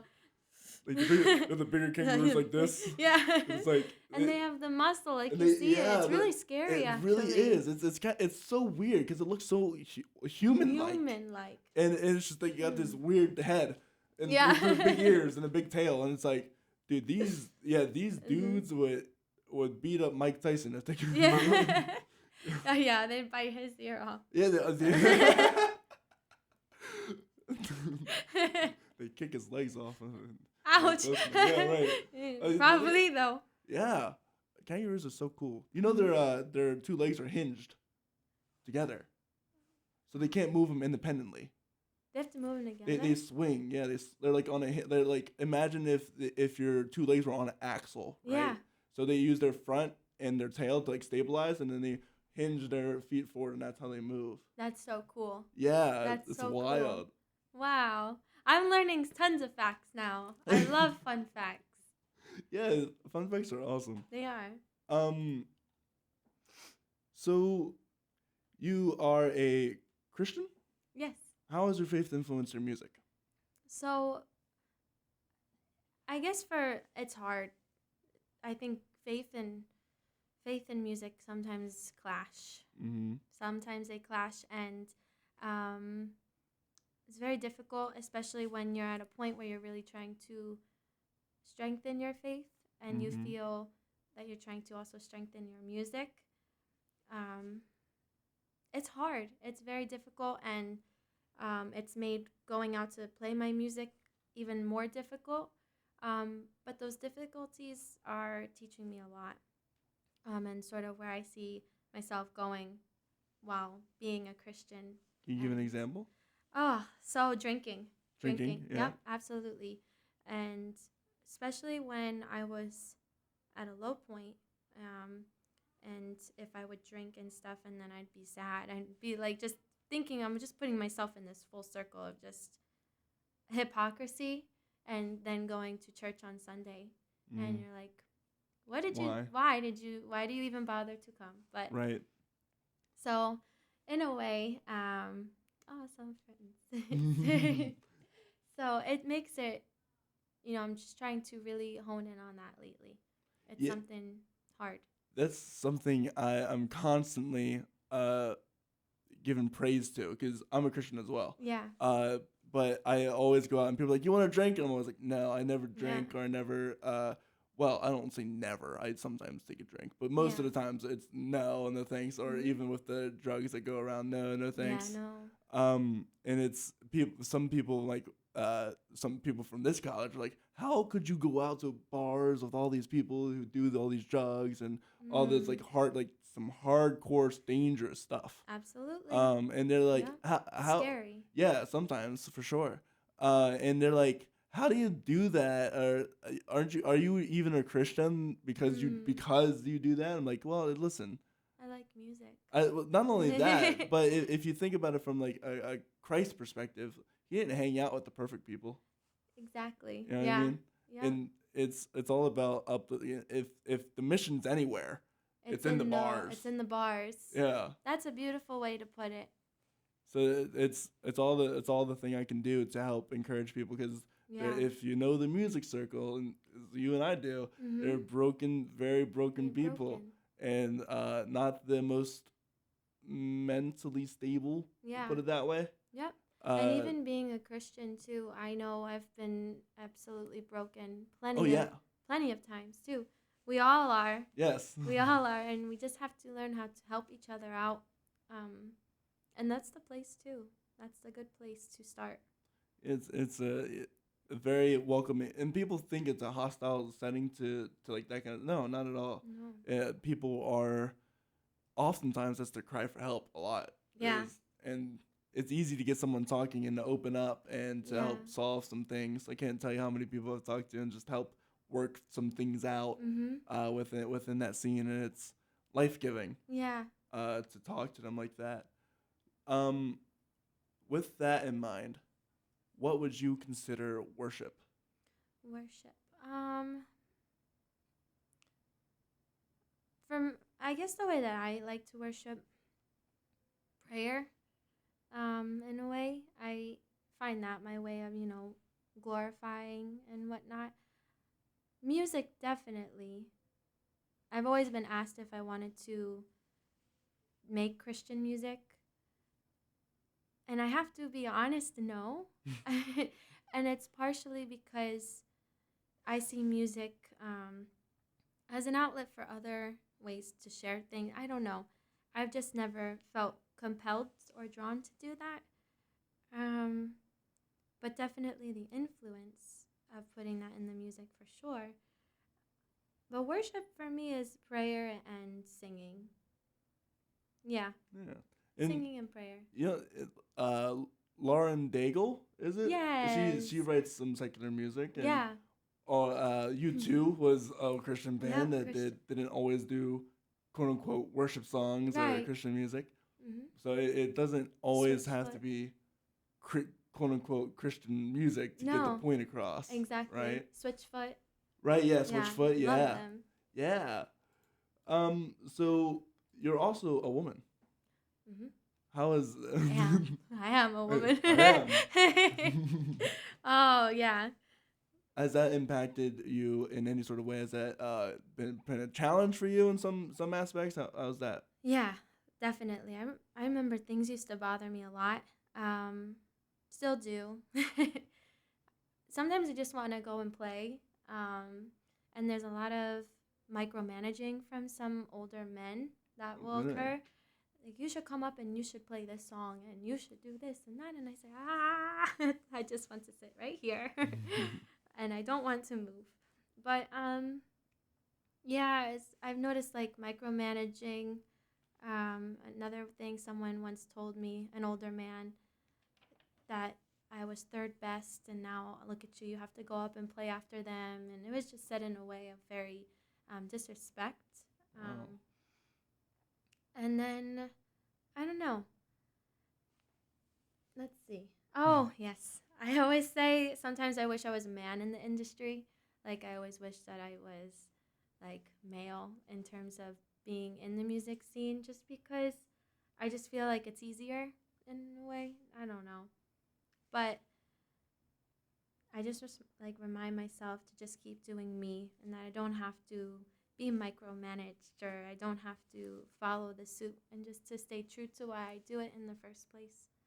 So for you, it's a lot of requests, a lot of like song requests, or a lot of just I want to hear your pretty voice, or something like that. Things like that. Yes, absolutely. And it just sometimes it's just very most times it's uncomfortable. Oh, I'm sure. And I know I was talking to you about the overwhelmingness I would feel, and there have been times where after I play, I remember one time in specific it was at tell us so many people were there, and the front was just packed with a bunch of, I believe they were college, maybe a little bit after, I don't know. And came off and I was extremely overwhelmed by the amount of people that were there, and I was starting to get a bit anxious. And I came off and people were saying things and giving money, and I was like, I remember I took my keys and I left because I was so stressed out. Really? I just wanted to get out. Yeah. I guess I don't really do well in big crowds. No, that's completely fair. Do you consider yourself an introvert, or? I really want to say yes because I'm really shy, but I'm also, once I get to know you, You open up. It's yeah, exactly the same yes, way. I'm very, I feel like I've been told I'm goofy. Mm-hmm. I don't know. But I'm very shy, and if I don't really know you that well, I can't have a really good conversation, I guess, or just talk at all. It's hard. I always do consider myself an introvert until I actually get to know you in some way or some form. If you're some stranger and you come up and talk, and that was some of the weirdest things, like in the bars, when people come up to me and they're like, "Oh, I want to talk about music," like, I really wish we did it. I know, and that's like me all the time when I have to have those conversations. It's like and they'll tell you, you should think about doing this, but in a way that just doesn't seem very professional. Right. It's a lot of advice, unwarranted advice giving. Yeah. As if like they want to like manage you almost sometimes. Absolutely. And sometimes, granted, I'm not saying that all ideas are bad. No. You just got to put it in the right way. Yeah. Because there's one way of saying, oh, you should if next time you go up, could you play this song? Yeah. Or do you know this song? Mm-hmm. That's completely different than I want you to play this song next. Yeah, and that's what it would be like sometimes. And even when I still go, it sometimes is like that. And I want to play what, I intend to play. And that's what I'm going to play. And you can play that song if you want to go. Right, yeah. But, I mean, it's tough sometimes, for sure. Do you ever feel that anxiety whenever you get called up to the stage? Like, for example, when we were at Tellus one time, I was on the piano and I was like, "Hey Sam, come on up here, let's play a song." Oh. You ever feel that anxious whenever that kind of stuff happens, or? Not when that happens. That I get super excited for. When it comes to going up and playing, I get really stoked. Okay. It's like I like to play with people and to just play music. when it comes to talking to the people out there, I don't like to. The people that tell you to go play that music Yeah. instead of asking you to join. Yeah, yep. Gotcha. Yeah. So it's like interactions with the crowd, not my forte. Fights. very hard. Especially in a bar when people are inebriated. Yeah. They're not fully there, and they don't have the filters that they would Free usually bird. have. Free bird! Free bird! I know. No! Do Wonderwall! Oh. On a piano? I don't think so. I don't think so. I know, it's so true though. I get very, but when it comes to what you did then, I would say I love that. That's good. That's good to know. Yeah. Because if you didn't, I would like to know. Yeah. So I won't put you in that position.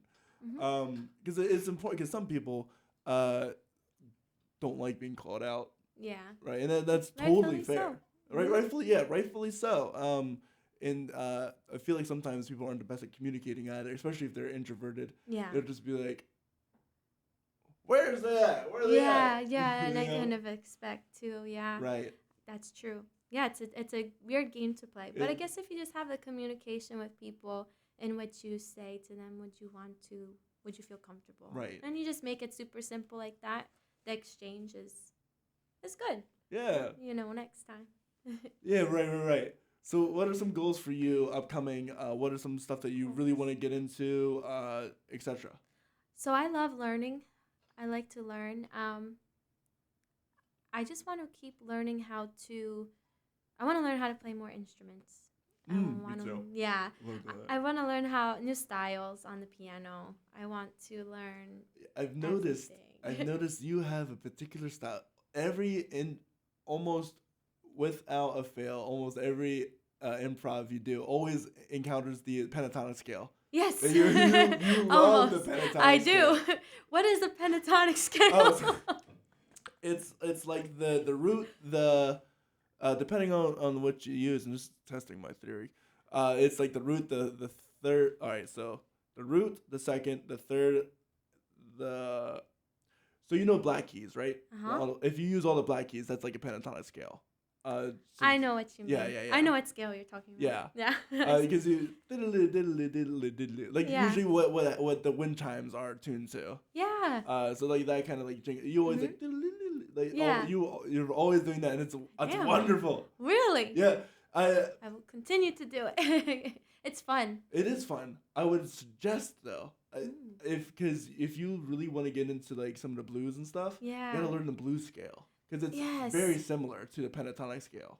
That I was learning with Larry for some couple months of the blues. Oh yeah, Need to get back to doing that because the blues is fun to play. yeah. Very fun. And it's a lot of that's where I'm at. I Yeah. love the blues scale. Yeah. I'm like the blues person. You're like the pentatonic person. Yeah. And I really need to learn how to use the pentatonic scale and the way you do. Aw, thank you. That's really cool. Thank you. Yeah. Listen to Otis Spann. Oh yeah. Okay. Yes. Otis Spann. Just put him on the aux when you can and listen to how beautiful and read his history about him. It's very Yeah. fascinating. I won't speak too much, but Will do. Otis Spann. Yeah, but learning scales is learning different types of scales because it's gonna bring so much more to your music. Yeah.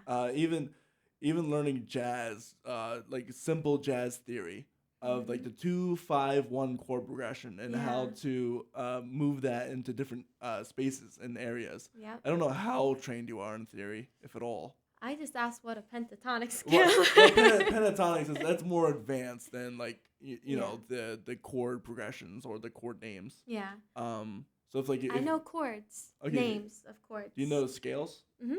So if you're like in C major, Yeah. right? You have the D minor chord, that's your 2. Mhm. So it's like C is 1, D minor is 2, E minor is 3, so on and so forth. Yeah. Until it reaches 7, Right. and then it's repeating. Repeat it. So the chord progression would be 2-5-1. So it'd Okay. be C. D minor, Oh, G, D minor, G. 1, to C. Yeah.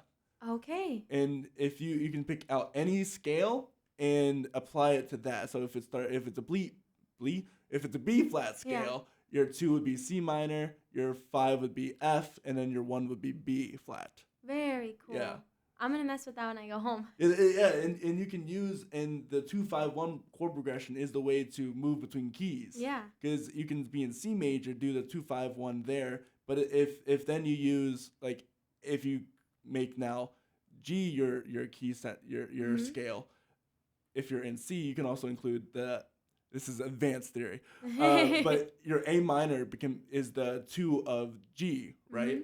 So you can transition from C to G by using the A minor to D which to makes G, it simpler. which makes it much simpler. Yeah. And that's why jazz is so circular in not really circular, but so moving. It moves to different key centers. Yeah. And that's how what they do is the 2-5-1. The 2-5-1. Yeah, the 2-5. And they find ways like the A minor you said to make the common chords yeah. of each scale to fit in. That's really cool. Yeah. Wow. I'd be curious to know if I do some of that. Because I feel like I'm so out of tune that I just always use the ear and I'm like, this sounds nice. I wish I would like to know what I'm doing. Kind of like what we were saying with the child. Like, maybe be more focused and intuitive on what you're actually doing. Mm-hmm. So that's a goal. That's a future goal now. What are some of your other goals? To finish this EP this summer. Definitely to finish the EP. Do you ever have a plan to make an album or like another EP? I'm sure you will. Yeah, eventually. I want to finish this EP hopefully before school starts, but I don't think that's going to happen. So we'll see on that. No goals include the standard fame that people sometimes say. I have no interest in any of that. Just playing and having fun. And I guess the biggest goal of it all is to always have fun with music. Absolutely.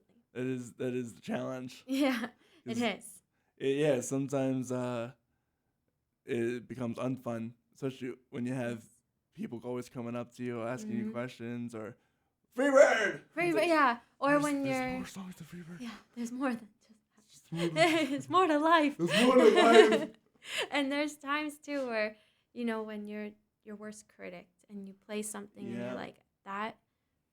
Or you sing one note off and you One of the gripes that I have with the piano, your piano, is that there's no weight to the touch. So yeah, with the one that I have really heavy hands and I play very heavy too. Yeah. So I'm always hitting like the always doing that. I'm like, yeah, I know. But that is the thing. That's why I did want to get weighted keys for my next one. Yeah. Because it's so much nicer. And this is not to say I'm ungrateful at all. Because without the piano, I wouldn't be able to play, period. Aw. It's just one of those gripes. It's just one of the gripes. Yeah, absolutely. It was my gripe, too. Why I upgraded. Yeah. But that's if anything, it's teaching me how to be more tactile and more targeted. That's the word. Yes, yeah. There's a quote. They say the master never complains about his tools. Now, I'm not saying you're complaining. Not at all, because that was my biggest gripe. We can complaining and acknowledging issues. Yeah. It's different, right? It's different. Which is super cool. Yeah. Because you're still finding a way to understand that this is going to help me when I evolve. Yeah. Right. So, because in a previous episode, I slightly trashed the piano as well there, but because it's not the best sounding piano. Not at all. Not at all. It's a little dinky Yamaha. It's a little dinky, like it's this thing you would have in like your living room, right? Yeah. Not something you would take out on a gig at all. I see some people come in with like Nords, and I'm like, I know. I wish. I know. But it doesn't. I can have these complaints. It doesn't mean I'm ungrateful. I'm very much grateful. Piano's earned me a lot of money, actually. Yeah? So, yeah, playing with Cody and awesome. Playing with other people. People just giving me tips. Yeah. From Nathan Arntz. Yeah. One night, somebody could, here, just take the 20. And I'm like, okay. Wow. That's amazing. Yeah. Good. So I'm very grateful for the piano. Very grateful. It's in the back of my car right now. So is mine. Yeah, right. It's the funniest thing is because I always open my trunk for work because I grab my bag and people are just like, wait, There's a piano there. See, I keep mine in my back seat, and I don't have to give rides. Oh, sorry, my car's full today. My car's full. Yeah. Sorry. It'll be full tomorrow. I'm just Yeah. it's something that happens, I guess. Yeah, we'll see. I'll let you know. That's funny. Yeah. Yeah. Got to. So, as we're kind of wrapping up, Mhm. there are some questions I'd like to ask. Yeah. What is something that you know now that you would wish you had known when you first started? And this could be related to music, to like your own personal stuff, or Ooh. Something that I wish I knew now. something that you know now that you wish you had known earlier. Oh, that it is okay not to be the best at everything. Like, you do not have to put that pressure on yourself, because you will never be the best. I will never be the best pianist, singer, soccer player, Christian, yeah, Etc. Etc. etc. And the list goes on Yeah, and the on. list goes on and on. That's very important. If people can put themselves in beyond a spiral Yeah. of trying to make themselves perfect, and the part of being human is being imperfect. Yep. That's exactly. what makes us human. If we weren't perfect, we'd be robots. Robotic. Right. Yep. Exactly. But a lot of things would be fixed though. Yeah. Yeah. It's like it's like, oh. It's a blessing and a curse. Thank you. That's the word. That's what I was looking for. Blessing and a curse to the max. For sure. So, what are some of the biggest mistakes that you've seen other people make, or maybe you have made? Whether it be like maybe a venue owner didn't maybe treat you as well, or whatever. And how do you think that we can combat that? Or maybe you didn't react to a situation perfectly well, or some advice to give to newer people. Yeah. Some advice. Well, when I first started out, I didn't like something that happened, and it was a place I performed at, but I was there with friends hanging out, and I actually overreacted and pushed the buttons, and I got kicked out. Super unlike me, but it was me at that moment. Right. And I would say that is, what was the question again? What's some advice that you would give to combat that or prevent other people from doing that? Yeah.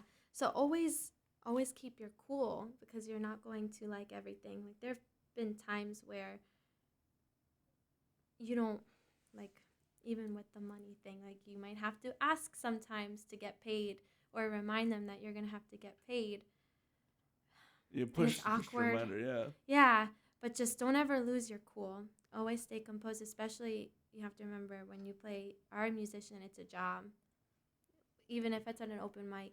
It's your business. Yeah. Yeah. And there was one time a guy playing at an open mic, and I'll never forget, he just wanted to play drums. And he tried to do like 10 songs, and people were getting very furious. And he had to remember, it's like a job. And it is. So I guess that answers the question. Yeah, no, yeah. Just make sure you keep your cool, and make sure you remember that, hey, you are your brand. Yeah. And you can damage it very, very quickly by overreacting, or losing your cool, or by saying something without thinking about it. Yeah.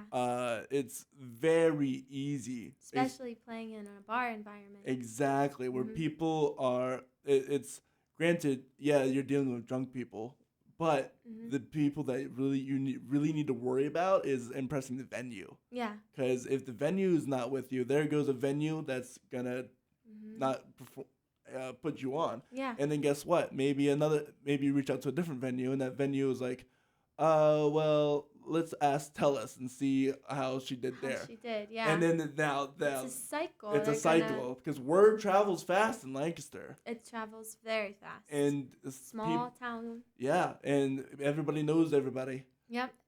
And that also is another blessing. It's another blessing and a curse. Yeah. So it's one of those things you have to be. You really are your own brand. You have to give off what you want to be given off. You gotta reap what you're going to reap what you sow. Yeah. It's and a lot of people don't realize that. Yeah. Yeah. And I know personally too. When I first started, I didn't have that in mind, and I got myself in situations that, I had to repair. Mm-hmm. It took time. And let's stay on that, because even if you do overreact, or if you do burn a bridge, there is most of the time room to rebuild. Yes. It just takes conscious effort to do so. And because there are a lot of people that go into the music industry, it's like, oh, I'm gonna be this and that, and they're somewhat entitled about it. Yep. It's not the route to go. Not really. Yes. Right, I know right. what you mean.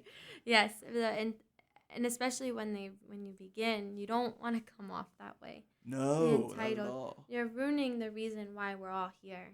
Yeah, it's about community. It's not about, especially in Lancaster. Yeah. It's all about community. And if you come up with an ego, you're gonna get known about it. Kicked Right, exactly. Yeah, right. It's you're not gonna be treated the way you want to be treated if you're coming in with ego, because you're not treating everybody else with the same respect that everyone else is being treated with. So it's a funny story. The way I got into the music scene, I met this dude. I won't name drop him. Yeah. But the Bjorn, I went to Tellus and I played with him there, and because I had come in with him, there was an air of, oh, this guy plays with that dude, I'm gonna stay away from that dude because of some things that have happened in the past, and it was really funny because I talked to Bjorn, because Bjorn was like one of the bigger people at that time around the area. And he was like, yeah, man, you came in with him. I didn't know that you were all of this. You were all this great stuff. Oh, He had negatively associated me because of the person I came out with. And it's and that's part of like your branding. You got to be sure who you hang out with and who you support. It's true. It's sticky. It can be it's very politicky. Yes. Yeah. I would say so. Yeah. I would definitely say so. And I didn't realize that when I first started kind of going out and playing music. Yeah, you got to realize networking, it's all about politics. And not the Democrat Republican kind of politics, not at all. Even though maybe that's a little part of it sometimes. But it's mostly just dealing with people and making sure that you are cool with them and they're cool with you, and you got to make sure you. Such a weird side to it, right? It's such a weird side to it, because there's like when I first came in, I didn't know about all of the bad stuff that was I was just chilling. It was just this guy I had met, and apparently he had a bad rap in some areas that affected me because I was just associated with him. Right. Granted, that's all cleared up now and the guy has redeemed himself. Aww, so we'll put it. Yeah. That's a great thing. Yeah, and it's something to think about for sure, because there's always that one person that maybe you don't know, and then you try to get involved with them, and then you realize, right, maybe I shouldn't. Maybe you even have a conversation too. Right, exactly. It's kind of scary sometimes. Yeah. On a lighter note, what are some of the funniest things, or maybe some of the worst things that have ever happened to you on stage? Aw. So one time I forgot what I was playing Valerie by Amy Winehouse, and I completely forgot the chords. Like just played the first chord. Well, sometimes I go out, and then when I got to the chorus, all of my chords were wrong. Oh and no! So I said, I'm gonna play something different, and I just rolled with it. And I mean, sometimes people are like, "Oh, brother," or sometimes you're like, "Yeah, it's cool." So I guess that's what I did, but that was funny, but also at the moment not funny. Every time I play House of the Rising Sun, and I've played it a million times at this point, because It's easy. It's easy. And it's super fun just to jam out on. Yeah, it is. But whenever I just people, it's Nathan Arndt really loves to push my ability in improvising. Yes. Because he'll always look at.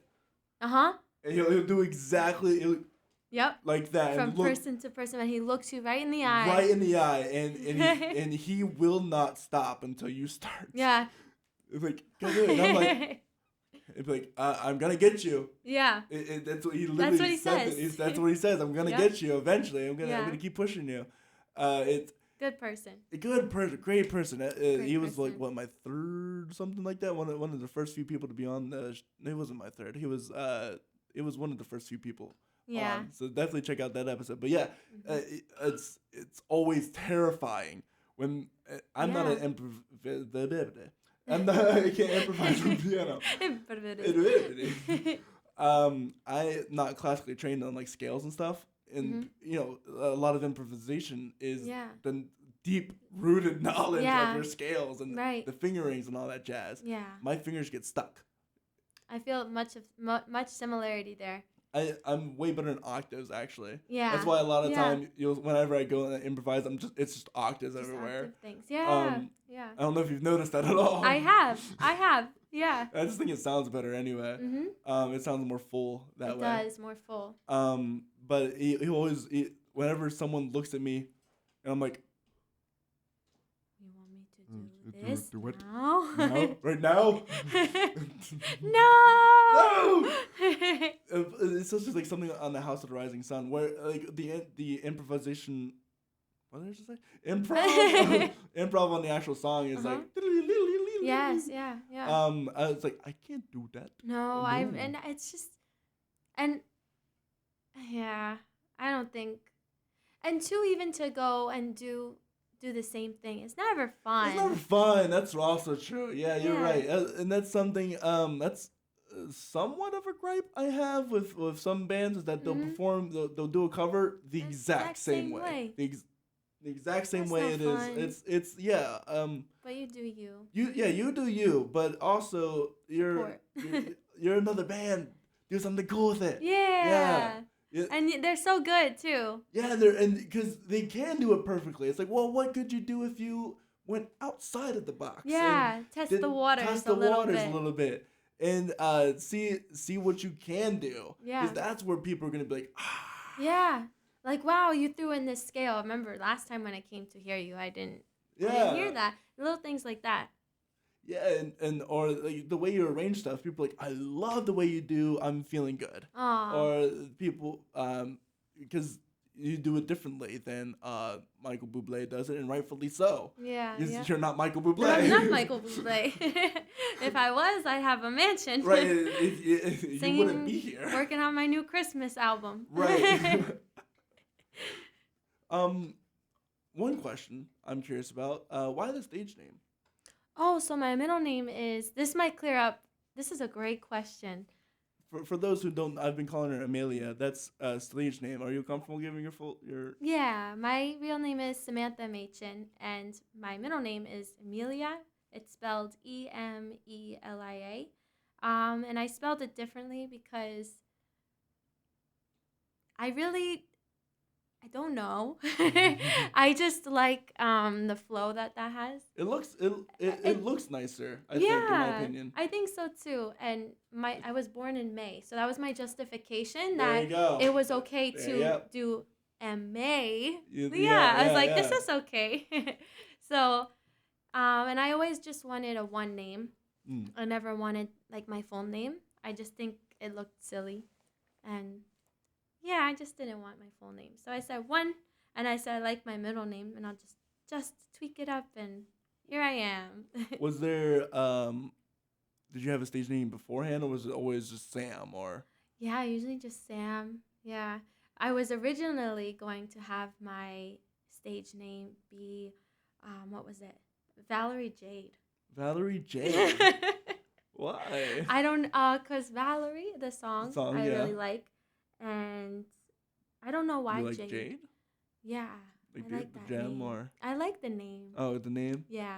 It's a solid name. It's a gem for in China, and it's a lucky gem. So I thought that was pretty cool.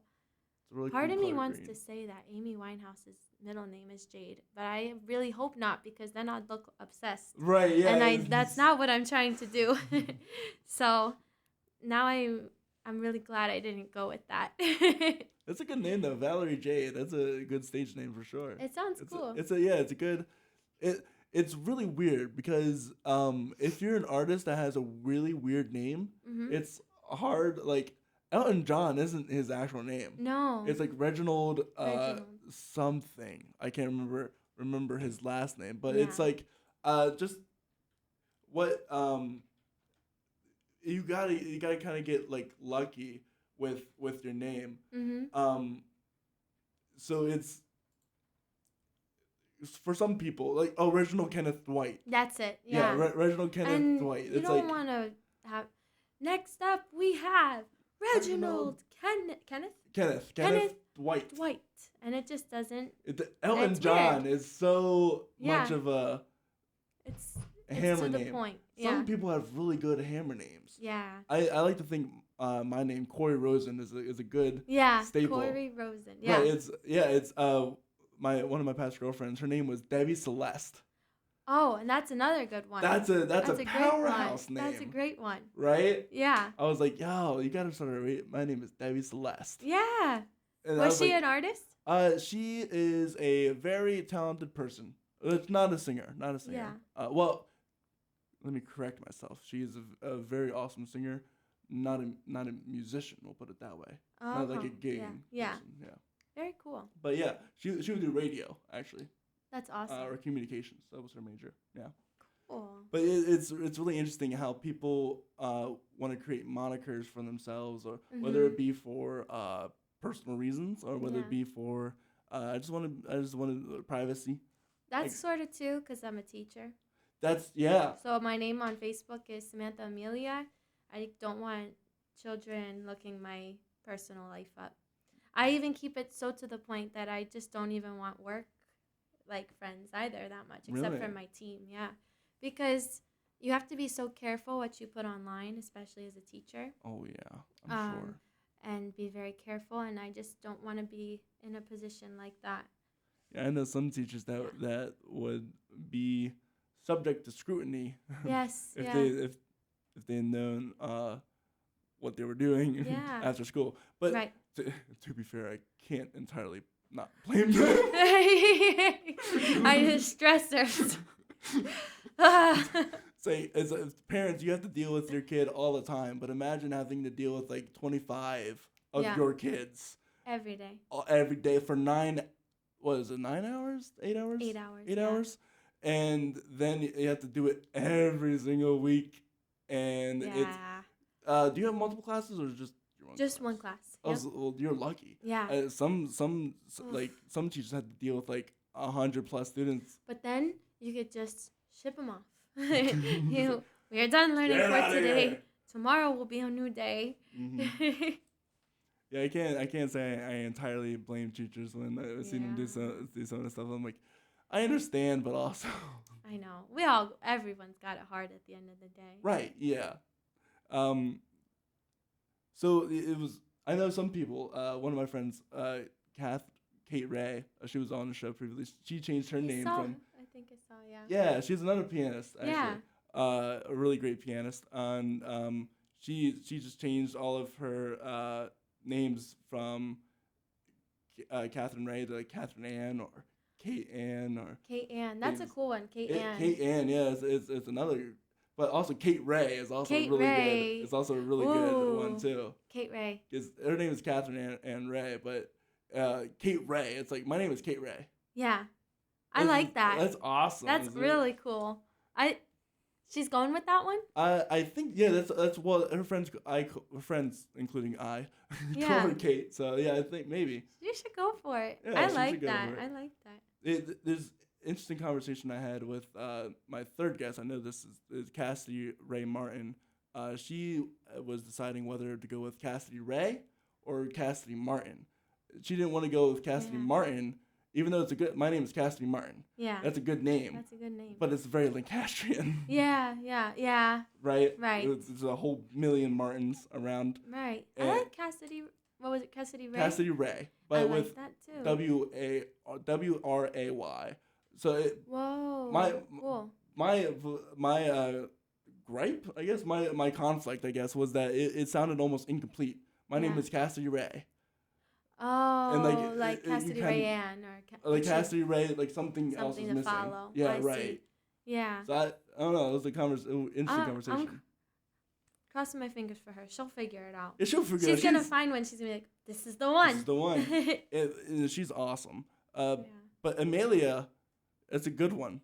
Is it? I think so. Yeah. Well, because I think it's okay. It's different because everyone has like their two names, right? Yeah. But yours it's Emaylia, and every time like Bjorn screams, like, "Welcome, Emaylia!" Yeah. It's very nice. It's like 3 syllables long, so Yeah. it's like odd numbers are like nice. Yeah. Or odd syllables are Yeah. like nice. So it rolls off the tongue very well. It's and it was just your middle name. Yeah. Why is it your middle name? So I don't know. My mom and my dad were just. It's the Spanish, I guess. Spanish? Yeah, it's written because the real Spanish way of spelling is Emilia. Emaylia, I guess. And then they didn't do the Amelia. They did EME, like Emmy. Emmy. Emmy. Was that ever a nickname for you? No, but I always thought it would have been cool. It'd be an interesting nickname. I have a friend. Her name is Emaylia, and she goes by Emmy. She was a friend in college. Yeah. Cool. Is there anything else that you want to say to anybody else out here that, like, any advice or any last thoughts on anything? Aw. Well, I just want to thank you for sure. This is really cool. And if he reaches out to you and you get the chance to do this, do it. It's a once-in-a-lifetime opportunity. So thank you very much. Yeah, no problem. I'd be willing to have you on again if... it's hard to have people on consecutively because we spend like 2 hours talking about your entire life, and then it's like a few months later I'm gonna have you on. And you're like, well, what has happened in the past few months? Yeah, right, exactly. Right. But yeah, I'd love to have you on again in the future because this has been a lot of fun. Yeah. So if you want to check out Emaylia, you can check out her Instagram. That's EMAYLIA_. You can find all of future events she's performing tonight. Yep. Queen Street Bistro, 7 to 10 with K-Rock. Yeah. So it's piano and drum set. It's nothing better than that. That's 7 o'clock to 10 o'clock p.m. tonight. Yep. And if you want to check her on Spotify, it's Emaylia, same spelling as it's always been. If you want to support us, the podcast, you can buy or message me about some stickers that we have for sale with the logo. And oh, look, it's Kieran. It's all about syllables with names. Facts. It really is, though. It really is. K-Dot. K-Rock. K-Rock. Sorry. Right, it's Kendrick nice. Lamar has been on my mind, so K-Dot is his. K-Rock. Okay. Even Kendrick Lamar is a good one. It's a good name. It's a good name. Is that his real name? I wonder. I wonder if that's a stage name. Questions we'll have to figure out later. Yeah. More fun facts to come. Yeah, right. With all that said, you can check out the stickers. You can check out hoodies. We got the story on the front, and then the first 50 guests, including Emaylia, on the back. Tomorrow, we're going to be having a awesome guest, if I can pull it up in time. Tomorrow at 10 o'clock, we will be having Vicky Rogers. And we'll actually be having 2 guests tomorrow. Awesome. Vicky Rogers at 10 o'clock. She's a older lady who's made it. She went into music. It's a funny story. Her way of getting into the music world was by joining the Pennsylvania pageant, and she won.